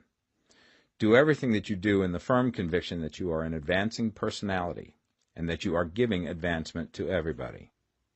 Feel that you are getting rich, and that in doing so you are making others rich, and conferring benefits to all. Do not boast or brag of your success, or talk about it unnecessarily. True faith is never boastful. Wherever you find a boastful person, you find one who is secretly doubtful and afraid. Simply feel the faith, and let it work out in every transaction. Let every act and tone and look express the quiet assurance that you are getting rich, that you are already rich. Words will not be necessary to communicate this feeling to others. They will feel the sense of increase when in your presence, and will be attracted to you again.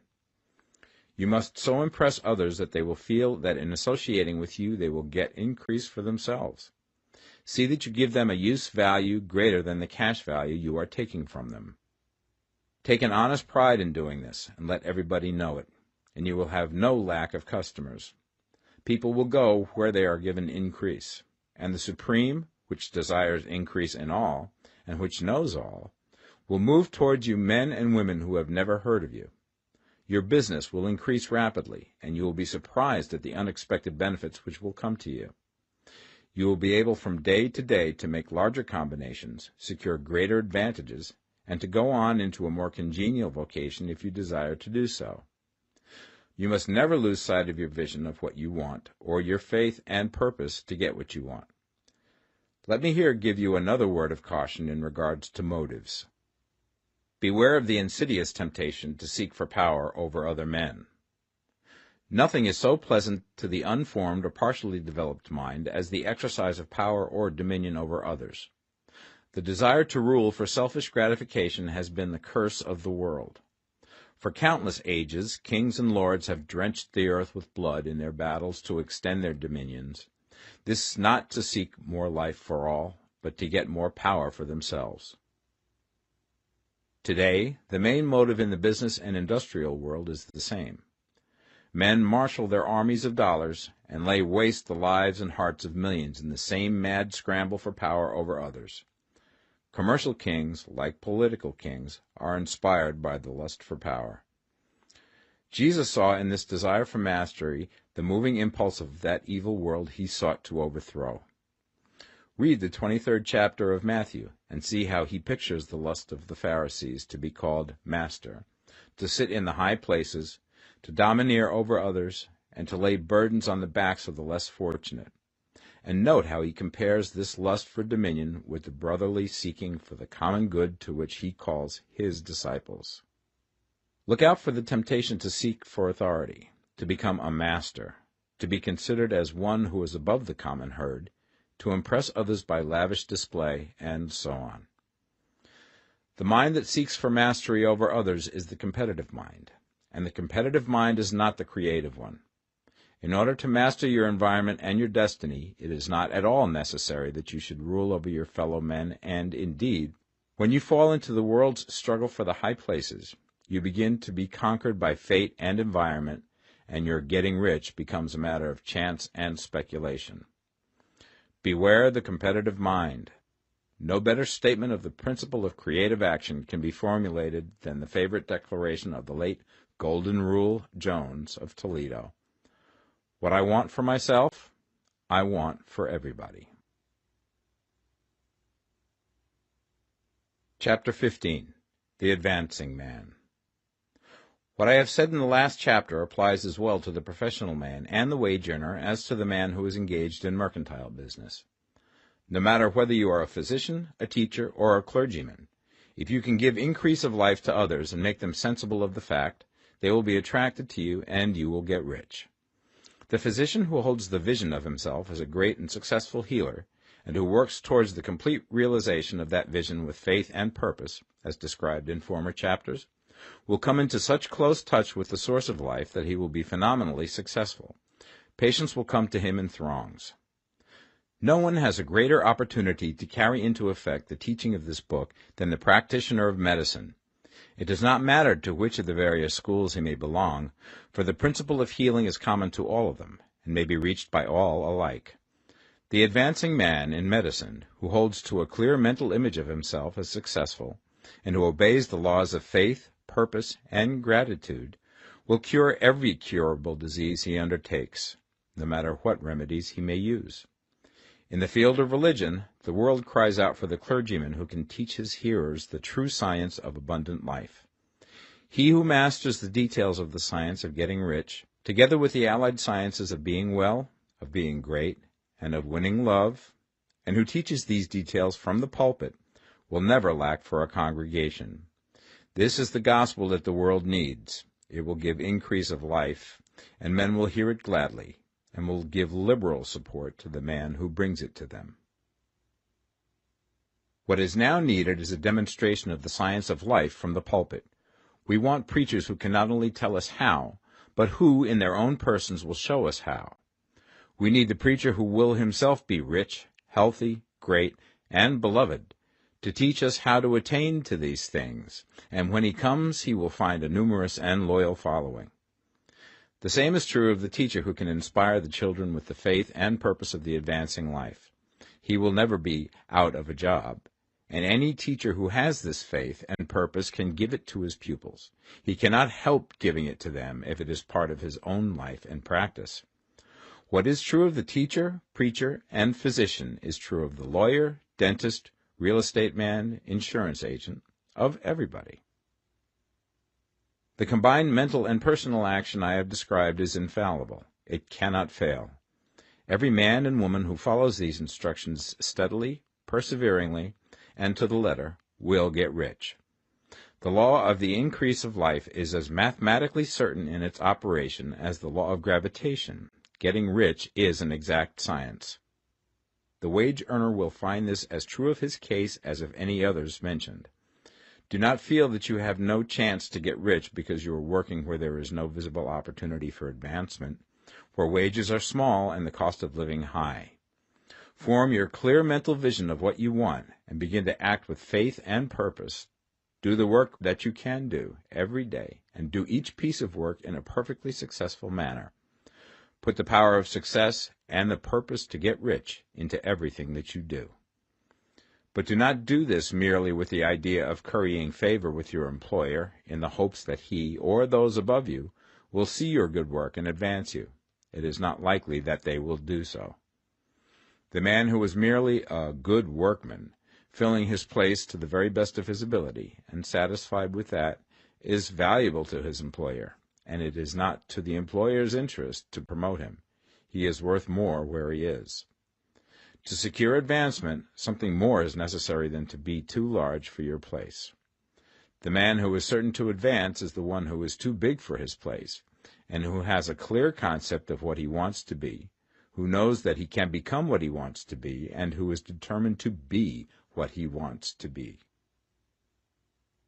Do not try to more than fill your present place with a view to pleasing your employer. Do it with the idea of advancing yourself.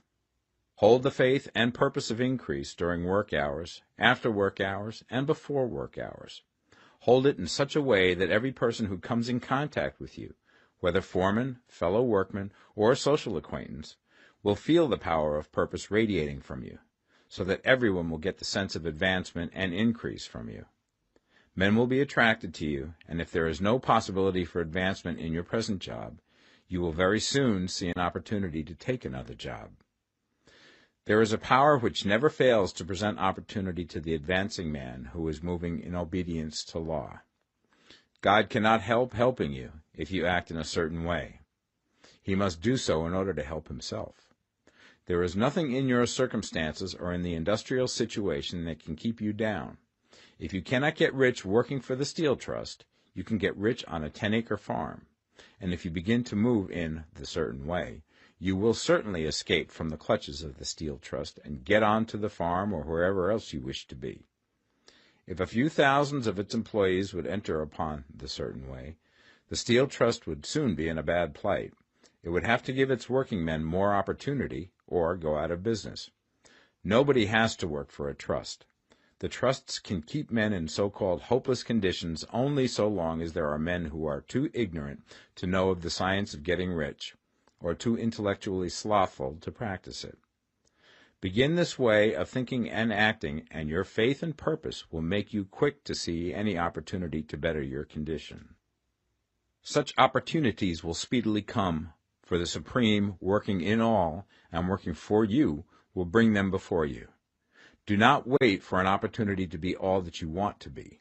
When an opportunity to be more than you are now is presented, and you feel impelled toward it, take it. It will be the first step towards a greater opportunity. There is no such thing possible in this universe as a lack of opportunities for the man who is living the advancing life. It is inherent in the constitution of the cosmos that all things shall be for him and work together for his good, and he must certainly get rich if he acts and thinks in the certain way. So let wage-earning men and women study this book with great care, and enter with confidence upon the course of action it prescribes. It will not fail. Chapter 16. Some Cautions and Concluding Observations. Many people will scoff at the idea that there is an exact science of getting rich. Holding the impression that the supply of wealth is limited, they will insist that social and governmental institutions must be changed before even any considerable number of people can acquire a competence. But this is not true. It is true that existing governments keep the masses in poverty, but this is because the masses do not think and act in the certain way. If the masses begin to move forward as suggested in this book, neither governments nor industrial systems can check them. All systems must be modified to accommodate the forward movement. If the people have the advancing mind, have the faith that they can become rich, and move forward with the fixed purpose to become rich, nothing can possibly keep them in poverty. Individuals may enter upon the certain way at any time and under any government, and may make themselves rich. And when any considerable number of individuals do so under any government, they will cause the system to be so modified as to open the way for others. The more men who get rich on the competitive plane, the worse for others. The more who get rich on the creative plane, the better for others. The economic salvation of the masses can only be accomplished by getting a large number of people to practice the scientific method set down in this book and become rich. These will show others the way and inspire them with a desire for real life, with the faith it can be attained, and with the purpose to attain it. For the present, however, it is enough to know that neither the government under which you live nor the capitalistic or competitive system of industry can keep you from getting rich. When you enter upon the creative plane of thought, you will rise above all these things and become a citizen of another kingdom. But remember that your thought must be held upon the creative plane. You are never for an instant to be betrayed into regarding the supply as limited, or into acting on the moral level of competition. Whenever you do fall into old ways of thought, correct yourself instantly, for when you are in the competitive mind, you have lost the cooperation of the mind of the whole. Do not spend any time in planning as to how you will meet possible emergencies in the future, except as the necessary policies may affect your actions today. You are concerned with doing today's work in a perfectly successful manner, and not with emergencies which may arise tomorrow. You can attend to them as they come. Do not concern yourself with questions as to how you shall surmount obstacles which may loom upon your business horizon, unless you can see plainly that your course must be altered today in order to avoid them. No matter how tremendous an obstruction may appear at a distance, you will find that if you go on in the certain way, it will disappear as you approach it, or that a way over, through, or around it will appear. No possible combination of circumstances can defeat a man or woman who is proceeding to get rich along strictly scientific lines. No man or woman who obeys the law can fail to get rich, any more than one can multiply 2 by 2 and fail to get 4. Give no anxious thought to possible disasters, obstacles, panics, or unfavorable combinations of circumstances. It is time enough to meet such things when they present themselves before you in the immediate present, and you will find that every difficulty carries with it the wherewithal for its overcoming. Guard your speech. Never speak of yourself, your affairs, or of anything else in a discouraged or discouraging way. Never admit the possibility of failure, or speak in a way that infers failure as a possibility. Never speak of times as being hard, or of business conditions as being doubtful. Times may be hard and business doubtful for those who are on the competitive plane, but they can never be so for you. You can create what you want, and you are above fear. When others are having hard times and poor business, you will find your greatest opportunities. Train yourself to think of and to look upon the world as a something which is becoming, which is growing, and to regard seeming evil as being only that which is undeveloped. Always speak in terms of advancement. To do otherwise is to deny your faith, and to deny your faith is to lose it. Never allow yourself to feel disappointed. You may expect to have a certain thing at a certain time, and not get it at that time, and this will appear to you like failure. But if you hold to your faith, you will find that the failure is only apparent. Go on in the certain way, and if you do not receive that thing, you will receive something so much better that you will see that the seeming failure was really a great success. A student of this science had set his mind on making a certain business combination which seemed to him at the time to be very desirable, and he worked for some weeks to bring it about. When the crucial time came, the thing failed in a perfectly inexplicable way. It was as if some unseen influence had been working secretly against him. He was not disappointed. On the contrary, he thanked God that his desire had been overruled, and went steadily on with a grateful mind. In a few weeks an opportunity so much better came his way that he would not have made the first deal on any account, and he saw that a mind which knew more than he knew had prevented him from losing the greater good by entangling himself with the lesser. That is the way every seeming failure will work out for you, if you keep your faith, hold to your purpose, have gratitude, and do, every day, all that can be done that day, doing each separate act in a successful manner. When you make a failure, it is because you have not asked for enough. Keep on, and a larger thing than you were seeking will certainly come to you. Remember this. You will not fail because you lack the necessary talent to do what you wish to do. If you go on as I have directed, you will develop all the talent that is necessary to the doing of your work. It is not within the scope of this book to deal with the science of cultivating talent, but it is as certain and simple as the process of getting rich. However, do not hesitate or waver for fear that when you come to any certain place you will fail for lack of ability. Keep right on, and when you come to that place, the ability will be furnished to you. The same source of ability which enabled the untaught Lincoln to do the greatest work in government ever accomplished by a single man is open to you. You may draw upon all the mind there is for wisdom to use in meeting the responsibilities which are laid upon you. Go on in full faith. Study this book. Make it your constant companion until you have mastered all the ideas contained in it. While you are getting firmly established in this faith, you will do well to give up most recreations and pleasure, and to stay away from places where ideas conflicting with these are advanced in lectures or sermons. Do not read pessimistic or conflicting literature, or get into arguments upon the matter. Do very little reading, outside of the writers mentioned in the preface. Spend most of your leisure time in contemplating your vision, and in cultivating gratitude, and in reading this book. It contains all you need to know of the science of getting rich, and you will find all the essentials summed up in the following chapter. Chapter 17. Summary of the Science of Getting Rich. There is a thinking stuff from which all things are made, and which, in its original state, permeates, penetrates, and fills the interspaces of the universe. A thought in this substance produces the thing that is imaged by the thought. Man can form things in his thought, and by impressing his thought upon formless substance can cause the thing he thinks about to be created. In order to do this, man must pass from the competitive to the creative mind, otherwise he cannot be in harmony with the formless intelligence, which is always creative and never competitive in spirit. Man may come into full harmony with the formless substance by entertaining a lively and sincere gratitude for the blessings it bestows upon him. Gratitude unifies the mind of man with the intelligence of substance, so that man's thoughts are received by the formless. Man can remain upon the creative plane only by uniting himself with the formless intelligence through a deep and continuing feeling of gratitude.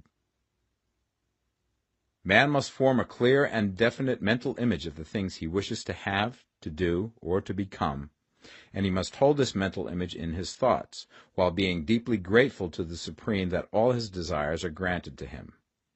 The man who wishes to get rich must spend his leisure hours in contemplating his vision, and in earnest thanksgiving that the reality is being given to him. Too much stress cannot be laid on the importance of frequent contemplation of the mental image, coupled with unwavering faith and devout gratitude. This is the process by which the impression is given to the formless, and the creative forces set in motion.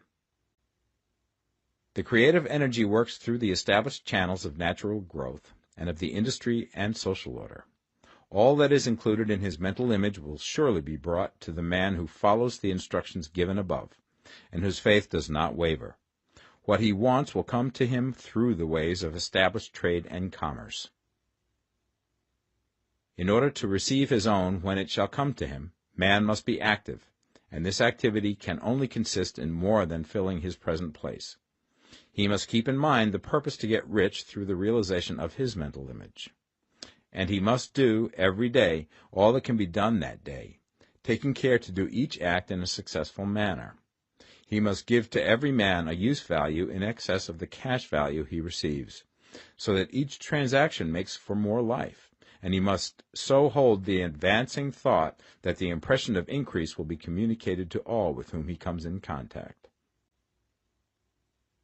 The men and women who practice the foregoing instructions will certainly get rich, and the riches they receive will be in exact proportion to the definiteness of their vision, the fixity of their purpose, the steadiness of their faith, and the depth of their gratitude.